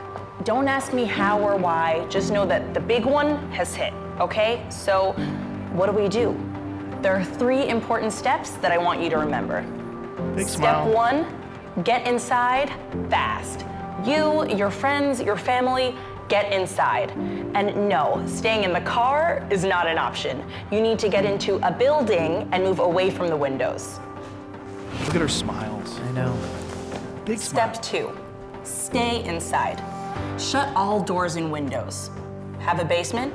head there. If you don't have one, get as far into the middle of the building as possible.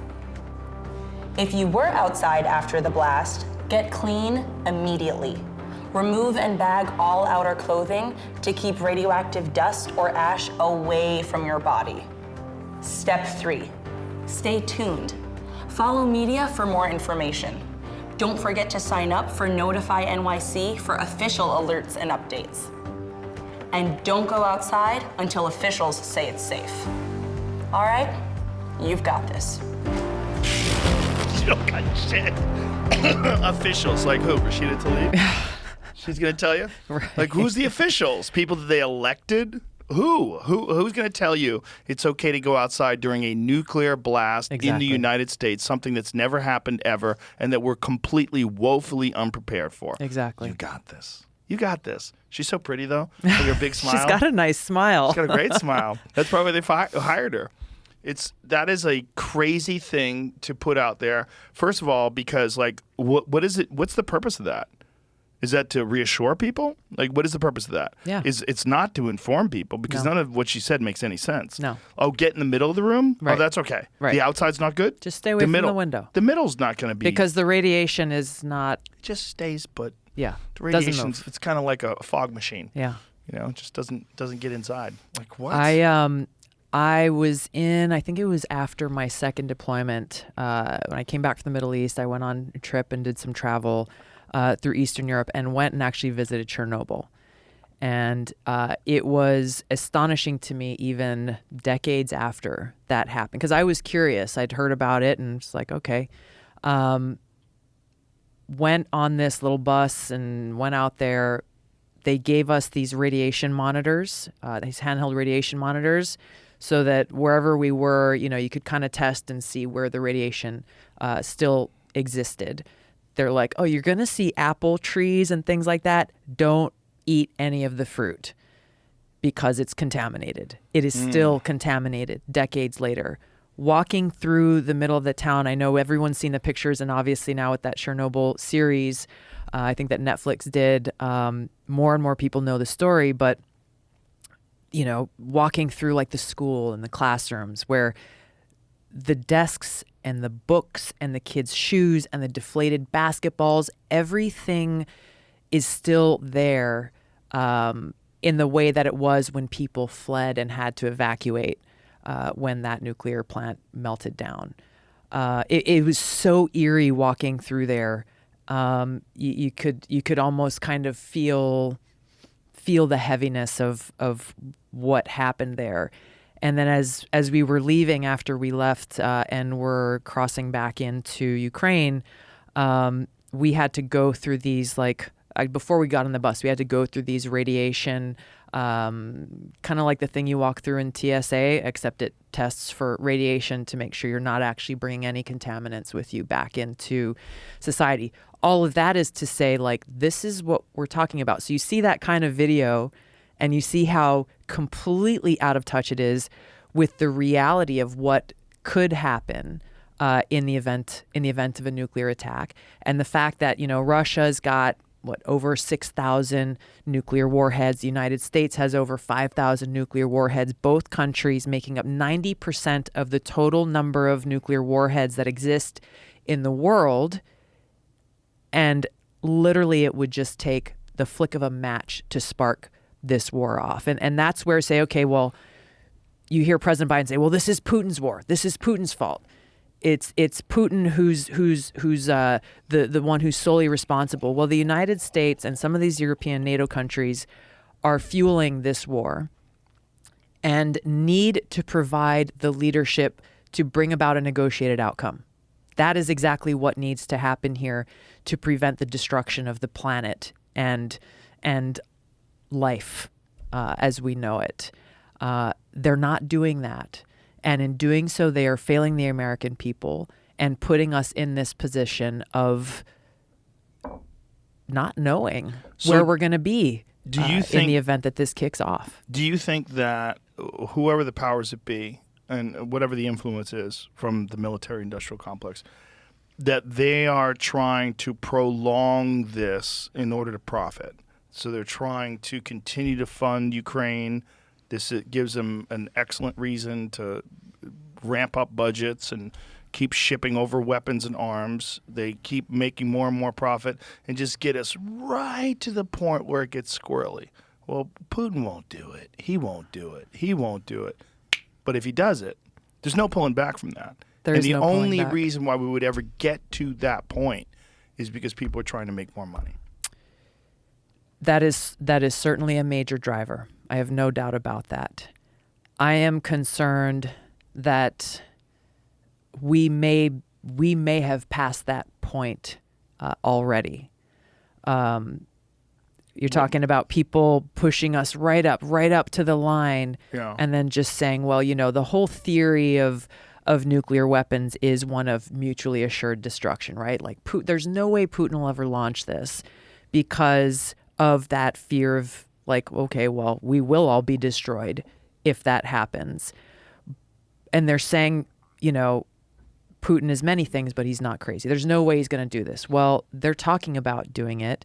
They changed their nuclear weapons policy so that according to their laws, they would be authorized to use a nuclear weapon if they are facing any kind of existential threat, whether it's coming from a nuclear source or not.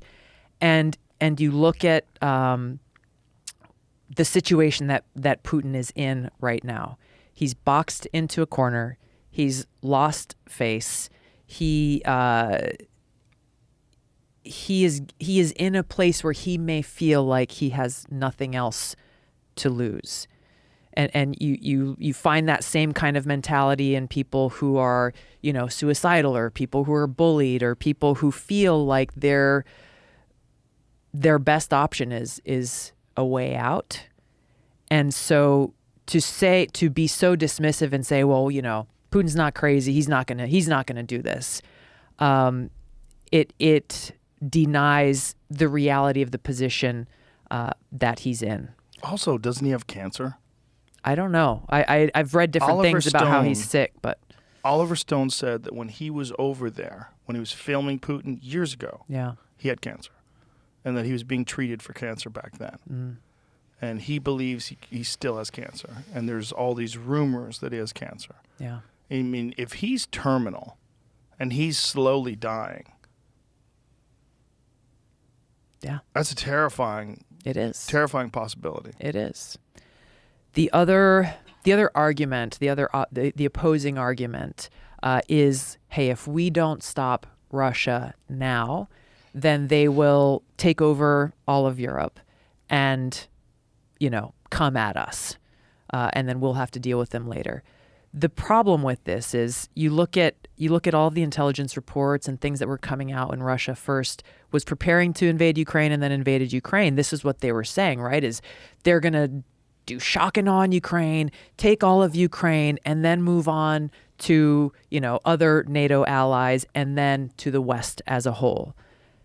That has all been completely disproven, and the intelligence community failed us as a country with those reports, because we've seen how Russia's military has been depleted and destroyed in many cases. And as far as, taking over, they're having a hard time holding on to a little sliver of a non-NATO country that is directly their neighbor right now. What to speak of being able to go and take over Ukraine and move into other countries. So, these arguments that they keep making to justify sending billions and billions more of our taxpayer dollars to fund this proxy war, there is no justification, because it is undermining our economic security, and it's undermining our national security, and putting us and the world in a place where nuclear war and World War III could be imminent, not like, a far future possibility.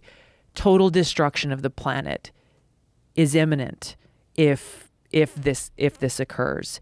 Our leaders are completely failing us because they've got the power and the ability to be able to de-escalate and pull us back from the brink, but they're failing to do so. And do you think that they're failing to do so because that would cut off the gravy train? That's certainly part of it. This is something, and I'm bringing this up because no one else is talking about it. I ran for president in 2020, warning of this outcome, seeing, hey, this is what's around the corner if you continue to wage these new Cold Wars. I talked about it virtually every single day, brought it up in virtually every single interview, and the media refused to talk about it. It was never brought up in any of the debates. And I was even told by a reporter, like, come on, why do you keep talking about nuclear war? Here we are. We are unfortunately in this place. And my concern is, look, the next presidential election is over, 2 years away? Over 2 years away. We don't know what's going to happen next week or next month with this war. The only way to stop this now is for the American people in Europe, people around the world, taking that direct action to make sure that our voice is heard and holding our leaders' feet to the fire to literally bring about an end to this insanity and save our future. Did you ever see the video of, I forget who it was from the State Department, who was on the Colbert Report? We played it the other day during the Dave Smith podcast. And there was a guy who wrote a book, and this was in 2014, and he was on the Colbert Report back when it was on Comedy Central. Mm-hmm. And he was essentially bragging about how they are trying to lure the Ukraine. We'll play it for you just so you can watch it. I did not see this. Gideon Rose. It's crazy. It's crazy. First of all, before we play it, here's one of the things that's crazy about it is that they're essentially bragging openly about foreign policy shenanigans that are just designed to try to undermine Russia. Mm-hmm. And they're doing it on Comedy Central in a joking way while this guy's selling a book. And this guy... We'll play it so you see. What does he do again, Jamie? What is his position? Foreign Affairs is a... Foreign Affairs Magazine is the magazine for the Council on Foreign Relations. Okay, so let's listen to him. Fix this mess. Here to tell me how to reanimate Reagan is the editor of Foreign Affairs Magazine, Gideon Rose. Mr. Rose, thank you so much for being here. There's the magazine, Foreign Affairs. Now, Gideon, help me out here. We've got a battle. The Ukraine, some of them want to go into the EU, the European Union, right? And some of them want to stay with Russia. If the Ukraine's not in Europe right now, what continent is it on? Well, it's part of Eurasia, but it's part of Eastern Europe and the former Soviet bloc. Uh-huh. It's basically Robin to Russia's Batman. And the challenge here is to try to attract it to the West, to get it to flip sides. So the rebels in the streets, what are they fighting for? They're fighting for a better future. Countries have a development... That sounds like a political speech. No, but it's actually true.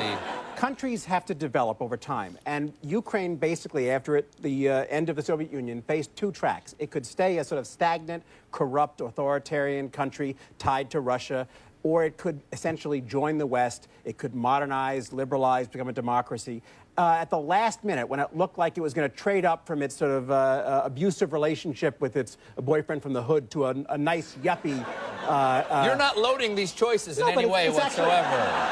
It's actually true. When it looked like it was going to trade up to a better environment, at the last minute, Putin offered a bribe. How much? $15 billion. That's a lot of cash, It's a lot of cash. And the president, who himself was tied to the old elites and the eastern part of the country with ties to Russia, decided to back off the change and go join Russia. Do you know how many pirate-themed restaurants you can buy with $15 billion? The problem was the western parts of the country and the younger parts of the country and the more modern liberal parts of the country basically knew that they had no future being Russia's vassal, so they took to the streets. Is America taking sides in this in any way? If these people, the rebels are winning right now, right? Yes, just recently. Why isn't Obama spiking the ball in the end zone and calling Putin and saying, hey, you might have won the medal count, but we won the country count, biatch?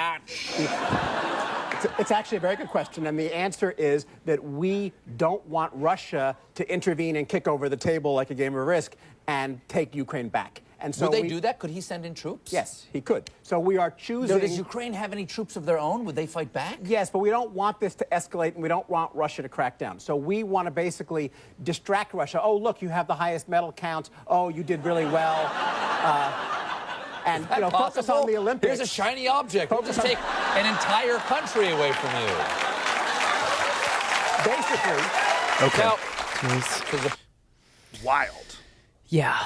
That's wild. Yeah. It's just wild that that's like a humorous thing that everybody thought was outside the realm of possibility, and now here we are. Right. Right. 8 years later, it's actually happening. It is happening. And you see the drivers of this, you know, when we talk about the military-industrial complex, it's not just the United States, because the longer this goes on, the more NATO is strengthened. I think 2 other countries, was it Finland and Sweden, have just joined NATO as a result of this. These big arms deals are also happening with NATO.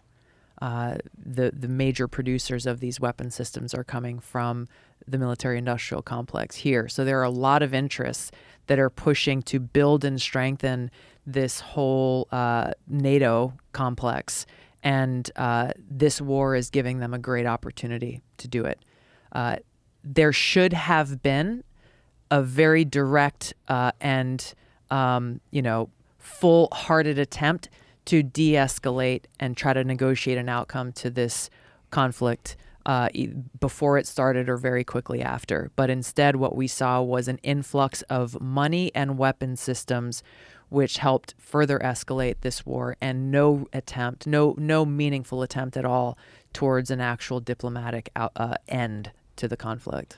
There doesn't seem to be any clear path to removing money from influence, especially this kind of money. When you're talking about $1.7 trillion for 2022, that's so much money. It comes down to who we are choosing to elect, really. Like, we could, Congress should pass legislation to prohibit lobbyists and PACs from giving money to members of Congress and candidates. That's what should happen. But it's not what's going to happen so long as these same crooks are in charge. So where does that leave us as voters? It leaves us with making a choice. There are candidates from both parties right now who are running saying, hey, I'm running to serve you in Congress, and I refuse to accept a single penny from a lobbyist or a corporate PAC. There are choices out there. We need more of those choices of people who are not just saying, yeah, America first, I'll put country first, but then are going in the back door and making these shady deals. People who are actually backing up, saying, yes, I'm here to serve you and only you, the American people, and backing it up with their actions. So moving forward, even Trump, one of the things, I don't know, I believe it was with Steve Hilton. He was having this interview, and he started talking about the military-industrial complex, about how these people want to go to war. Mm-hmm. And you've never heard a sitting president say something like that. No. And it was one of the things that I think is kind of interesting about Trump, is that he is such a loose cannon that he'll say things like that, which is, no one's going to say that. Yeah.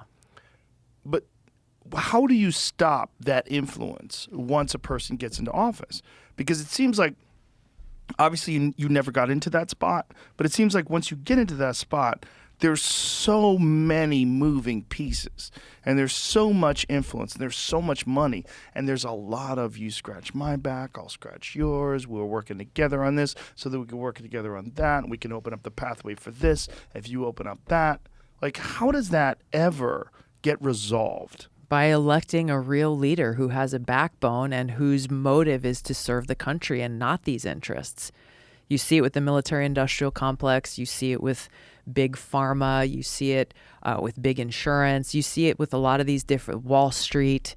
By electing a leader who has the backbone and courage to stand up for the American people, that's how we start to make this change, because then that person who's elected as president, commander in chief, then makes the decision of who's going to be the director of the National Security Council, who's going to be the Secretary of Defense, who's going to be the Secretary of State, who's going to lead all of these federal institutions, including the national security state, law enforcement, FBI, Department of Homeland Security, making those decisions and then going down. So it's not only those who you're appointing to those positions, but recognizing that those bureaucrats who've been there for a really long time and who are very cozy with all of these special interests, actually bringing about that institutional change that we need in order to clean out the system. I'm not saying that this is an easy task at all. It is a tough task, which requires a tough, strong leader to be able to do it. That's why I ran for president, because I've lived through experiencing the cost and consequences of presidents and members of Congress who don't give a shit about the cost of war, not only on our military and our veterans, but on the American people and on the people in the countries where, we've gone and waged these regime change wars in the name of spreading democracy and humanitarianism. Meanwhile, we're destroying those countries and harming those people. A leader who can actually fulfill that responsibility of commander-in-chief is what we need. What insight, if any, do you have on what it must be like to take office? Like the day of office. I don't know do you know who Bill Hicks is? Yeah. Stand-up comic, yeah. One of the greats. And he died in like 90, I want to say like 93 or 94.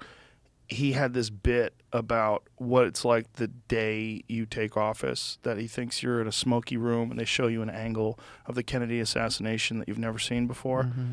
And then they stop the projector and you just go, any questions? Yeah, what's my agenda? Yeah. Like, what do I need to do? Like, tell me what to do.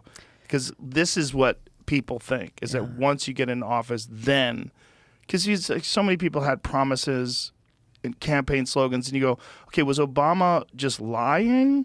Did he never have intentions to do those things? Or once you get into office, do they appraise you of all the threats to the world? Do they tell you, what kind of influence the military-industrial complex really has and how impossible it is to get the barbs out of the skin of the American people?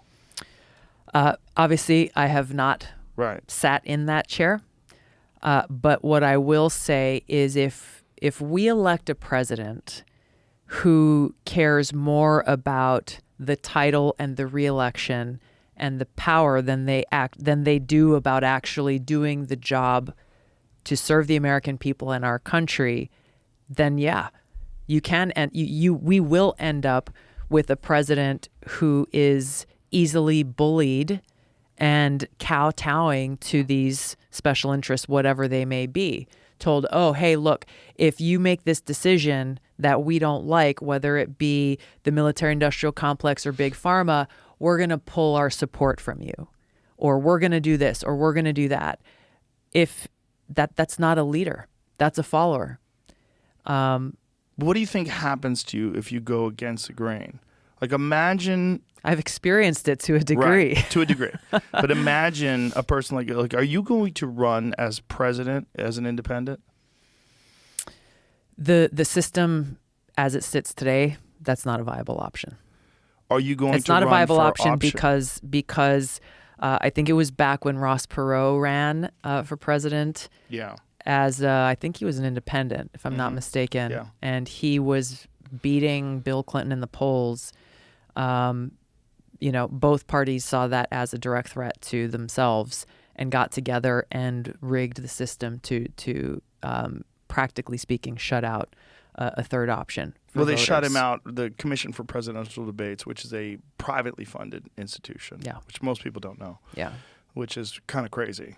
They changed the standards for the debates. Yeah, they did, and then also they changed the Electoral College to make it so that if you have a viable third option, basically none of the parties will get the minimum number of electoral votes through this winner-take-all system needed to actually win, and then it goes to Congress, and then Congress will make that selection, and so the Electoral College system itself also needs to be reformed to one that is proportional.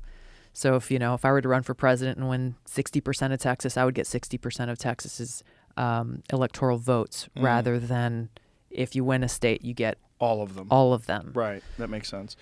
When you say they changed the presidential elections and they changed the Electoral College, like who's they? The leadership of both parties.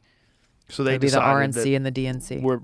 If we're threatened by a legitimate third party, this is how we can stop that in its tracks. Yeah. And so now a third party is essentially almost impossible. As of today, yes. It would be great to live in a world where that were not the case, but when you look at the practical application of our electoral system right now, it's not a viable path. Are you going to run for any kind of office as an independent? I'm not running for anything now. I am deeply, deeply concerned about this very real and imminent threat of nuclear war that no one is talking about, that no one is preparing the American people for, that people are kind of sitting ducks because of the decisions that our leaders have made.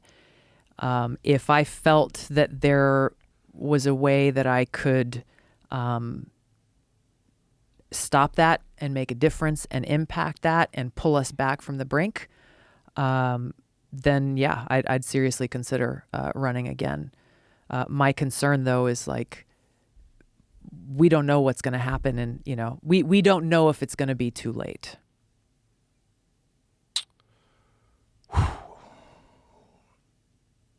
There's no way to argue with that. That's like, as you're saying this, I'm like, yeah. I mean, I wish I had a counterpoint. Is it possible that this is it? Yeah. But I don't. This does not look good, and I don't know how many people are even really truly aware of how close we are. Most people aren't. And part of it is because, again, the media hardly covers it. And if they do, they're talking about it as though it's like, one missile system against the other. They're talking about the waging of a nuclear war as though it can be won, or as though there's some kind of limitation to the destruction and devastation that it will cause. Going back to Reagan, he talked about how a nuclear war cannot be won and must never be fought. You go back to, JFK recognized the serious danger and risk of a nuclear war. We go back to these leaders in the past from both parties who saw how dangerous a nuclear war would be and therefore took action to try to reduce the numbers of nuclear weapons in the world and try to put these non-proliferation treaties in place. Almost all of those treaties have been stripped away at this point. There is one left between the United States and Russia, the two largest nuclear powers in the world, and that is being eroded as we speak the longer this war continues. So no, I think the American people don't largely know, and that's why it's so important to talk about it, because as we sit here today, like that's the only thing that'll make a difference at this point. Is people here in the United States, people in Europe, people around the world stepping up, speaking out, making sure that our voices are heard, taking action to say, no, absolutely not. Our leaders need to look out for our lives, our futures, our country, this planet, and negotiate an end to this war and prevent destruction of this planet. There's Holocaust. also these very simplistic narratives that are going out now. Like, you have to support Ukraine, put a Ukraine flag in your Twitter bio, and I see so many people doing that. And then Russia invaded Ukraine, so supporting Ukraine is important, so we should send money to Ukraine. And that's it. Yep. And don't ask questions. Right. Don't ask how that money's being spent. Right. Don't question the corruption that everybody knows exists in Ukraine. Don't question where those weapons are going. Don't question, what the actual real life ramifications are to our national security as a country, to our future, given a nuclear war is on the line.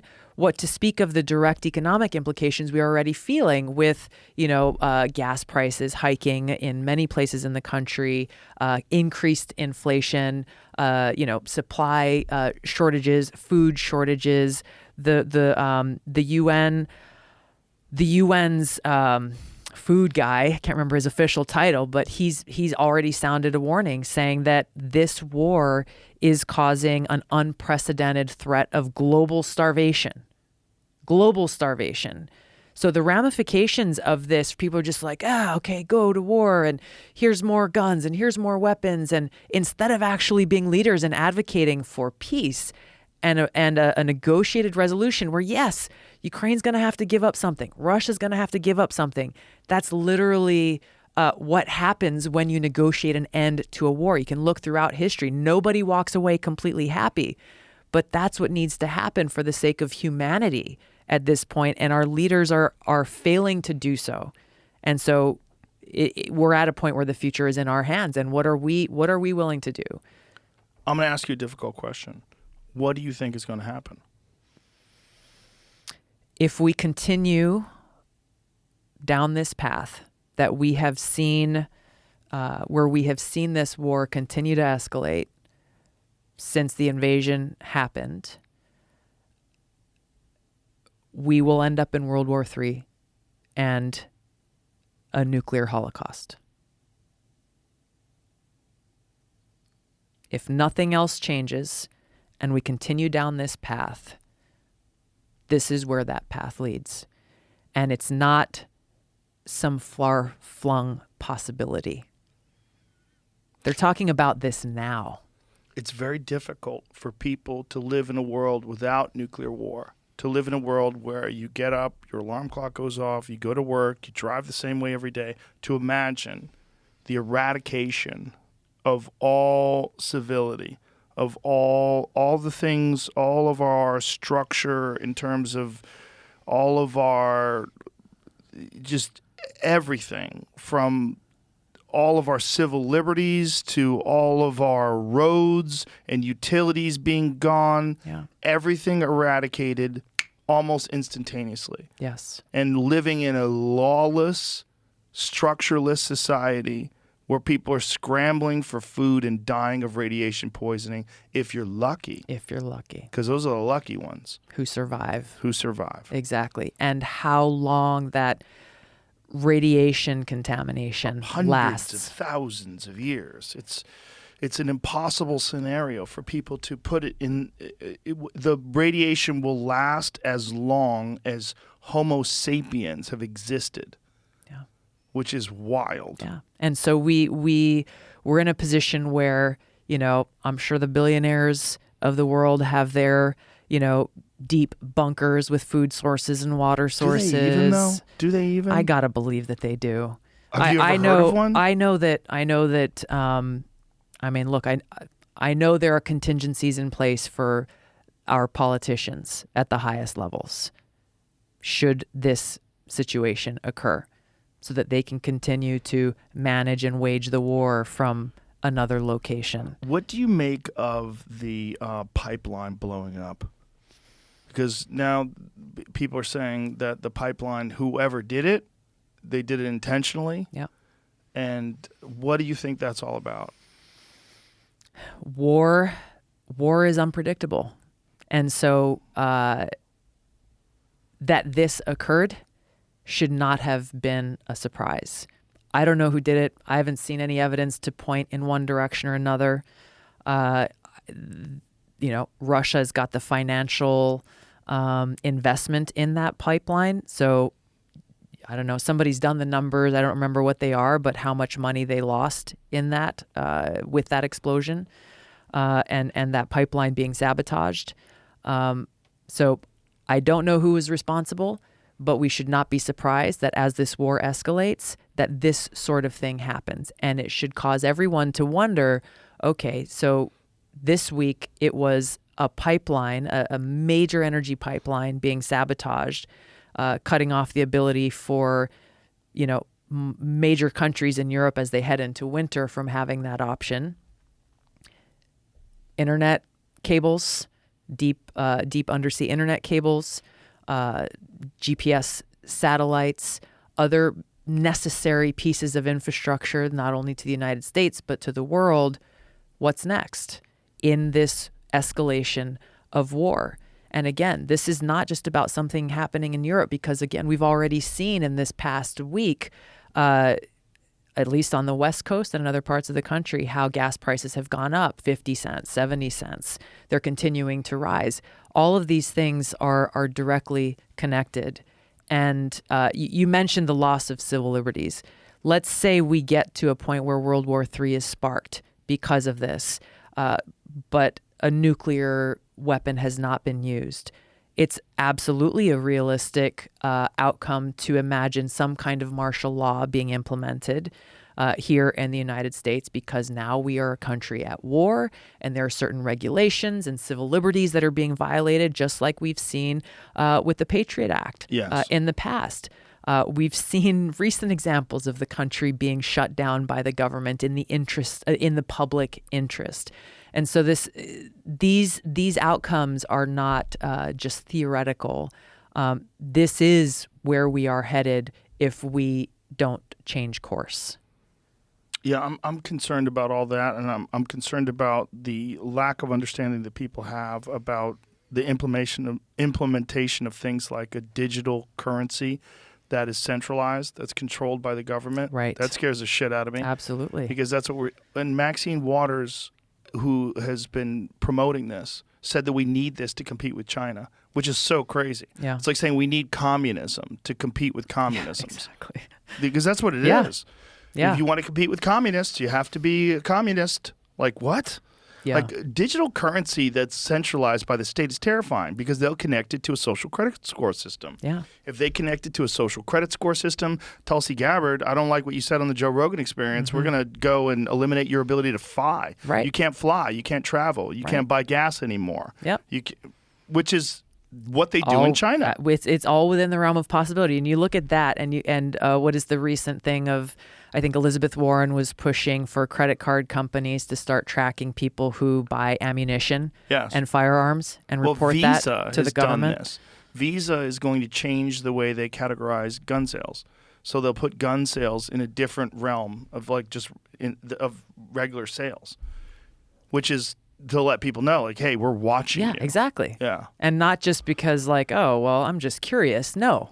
There's a regulatory follow-up action to that violation of privacy. Do you have any good news? Is there anything happy you can talk about, Tulsi? When you and I talk outside of this, it's always very happy. You're a happy person. I am a happy person. I'm full of aloha, Joe. That's why I'm warning people about the impending doom of us, of where our leaders are taking us. And really it is that it's that care for each other and for our planet and our future that should require that should encourage us to be involved and to be engaged. And as disheartening as our election systems and politics can be, we've got to know that we have to be the change. No one else is going to come and save us. Our founders envisioned this country as a country of, by, and for the people. Many in our government have forgotten that, unfortunately. They're not going to wake up one day and magically remember. It's up to us to bring about that change, and the system that our founders set up for us. It has its flaws. We've got a lot of work to do on it, with the money, lobbyists and PAC money infecting corrupting our politics, election integrity, making sure that, people are actually trusting the system and that their votes will be counted as they were cast. So there's work to do, but these changes can only come about when we are all informed and engaged in the process. So one piece of news. Last time I came on your show, I talked about launching a podcast. Yes. I'm finally doing it. Specifically to be able to really, I'll go and do different interviews. They're like 4 to 5 minutes long. I have okay, cool. I can say 4 sentences in that period of time, but to actually take a deep dive into examining hey, here are the challenges that we're facing. Here's how we identify what the problem is and the cause, and here are some of the things that we need to be able to do to solve these problems. Yeah, that's the reality of conversations. And, I think it took until podcasts existed where people realized the value of talking about one particular subject for over an hour. Yeah. Like when we were talking about gender identity and the craziness of woke culture, that's uninterrupted. It keeps going on and on. You could never do that on a network television show. You'd get interrupted by a commercial. We'll be right back. And the audience claps. And this is madness. You can't have a nuanced, important conversation about a subject that is very complex. Exactly. Quickly. You can't do it quickly. And really, when you think about it, all of these different things, you might see a headline here, a soundbite there. There's always so much more to it. And looking at, different people's views and actually encouraging those conversations and helping people just to understand each other, right, as people. Yeah. Well, the good news is people recognize that. Yeah. And that's one of the reasons why podcasts are so huge. Yeah. Like the numbers that we get off of this conversation will be so much bigger than any other conversation that you can have anywhere else, which is weird, right? But that's why. Yeah. It's because people recognize hey, it's not satisfying to watch these 5-minute chunks on CNN where people talking over each other with 3 different screens, 3 different boxes on the screen and everybody's yelling over each other. All right, well, thank you for your input. Bye.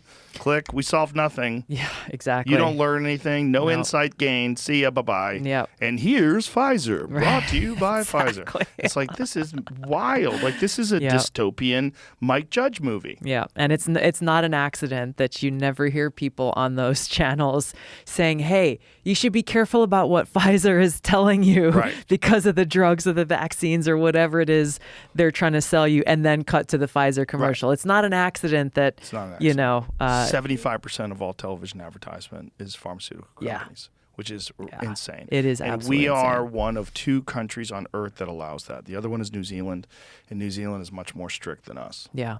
And I mean, this is a huge other topic. I know you've talked about it a lot before too, is people talk about healthcare reform in America, but most people who talk about it aren't identifying the root cause of the problem, which is our entire system incentivizes sickness and obesity and people being unhealthy. Our system is built around that. It does not incentivize health and wellness and nutrition and prevention and fitness. And again, I mean, this who's making the money here? Yeah, prevention's the big word. And, it's just the problem is these corporations are always trying to make more money every year. And if they go around telling you, hey, we'd make less money, but you'd be happier if you stop eating sugar and garbage and start exercising every day. Right. Yeah. There's no incentive. It blew my mind during the COVID pandemic era that Jen Psaki at the White House refused to say that, hey, nutrition and being healthy could actually help you if you get COVID, that the symptoms might not be so bad. Did she refuse she was encouraged? Somebody was asked. Somebody asked her a direct question. And I think this was centered around, I think the CDC was saying that people who are obese are more likely to have severe health consequences if they catch COVID. And so the reporter asked and I don't remember which outlet it came from, but the reporter said, so are you, the White House, therefore then advocating for nutrition and health in order to try to prevent that? And she just said, we take all of our guidance from the CDC, and the CDC says get vaccinated. She couldn't even just say, well, yeah, of course, try to be healthy. Yeah. Well, she's a propagandist. I mean, that's that job. You're the propaganda arm. Yeah. But it's stuff like that, right? It's stuff like that people see that and be like, what's wrong with you? Are you a robot? Right. Why can't you say the thing that's obvious to everyone? Well, if they really cared, they would tell people supplement with vitamin D. Yeah. That would have been one of the first things to say. It's cheap. It's not hard to do. Yeah. We have plenty of it. Let's go. And we know statistically that people are radically deficient in this country. Yeah. And lose weight. It's not hard to lose weight. In fact, it's cheap. Yeah. You eat less food. Right. Costs less money. Eat healthier food. Eat real food. Yeah. I mean, the percentage of people in this country that eat fast food primarily on a daily basis is crazy. And that we've done nothing to, especially for lower income people, to make real healthy food available to them easily and readily. And this goes back to that information. Where these norms have been created. And I've had conversations with different people recently. Somebody who was telling me about his experience, they were overseas and deployed, and it was somebody's birthday, and one of the guys knew how to cook, and he made this amazing orange cake, like he actually went to the market and got oranges and made this cake from scratch, like not even from a box, and it was better than a cake from Walmart. And in my mind, I'm like, holy crap. Like, why is it abnormal to make a cake from scratch where you put the flour and you put the sugar and you put the oil or that's whatever how you it is? make Like, that's how it doesn't come from a box. That's why we're so crazy that things with preservatives that come from the store are normal. Yeah. And things that you just make out of actual food are not, even when it comes to like something like cake, which is not even good for you anyway. Exactly. Same thing as this other woman I was talking to, and she's like, gluten intolerant, newly gluten intolerant, or like diagnosed with celiac. She's like, I'm really having a hard time. And, you know, there's certain foods I can't eat and I'm trying to cook for my family and this and that. I was like, oh, I got a great gravy recipe, because she's like, I can't eat gravy. I was like, no, you can make gravy, but use garbanzo flour instead of regular flour. And you use this and you add this and you add that. And she's like, you make gravy from scratch? Oh my God. It's like, oh, my heart hurts. It's crazy, right? Yeah. It's very bizarre. A sad, it's kind of a sad picture of where we are. Well, that shit's all going to change if everything goes south. You're going to have to learn how to figure out how to get food. Yeah. And it's not good. No. It's, I mean, there's so many apocalyptic movies and television shows out now, too. Yeah. It's like they're just like, I mean, it's in the back of our head that this could all go away at any moment. You know, the dystopian landscape, the destroyed buildings in the background, the gray skies, and yeah. I think the fact that politicians and the media are not talking about it should be a major red flag and a warning to everybody. There's a reason why they refuse to talk about it, and so it's up to us to learn about it and to use our voices to get them to do the right thing. I think they're terrified that if they do talk about it, that it makes all these decisions and opinions very unpopular, and that people are going to be scared about it. Yes. So instead, they'll just have them talk about, you know, real simple, oh, the border's leaking. Oh, look at the border. Like, there's like all these different things that they can talk about. If that. Right. If that. If that. Right. Well, it's always the Republicans that are talking about that. Yeah. But that's because they're not in power. Yeah. And if they were in power, it would be the Democrats that were talking about it, and they'd find some reason why they're wrong. Right. Exactly. Which is because it's just a political game of football versus people that are actually trying to change things for the better to make the country a healthier, happier place to be. Yeah, that's the key. Tulsi, you're awesome. I always appreciate talking to you. It's great to see you. Even though you depressed the shit out of me today and scared me to no end, you're awesome, and I appreciate you very much. Thank you. I appreciate you, Joe. All right. We'll talk soon. All right. Bye, everybody. Aloha.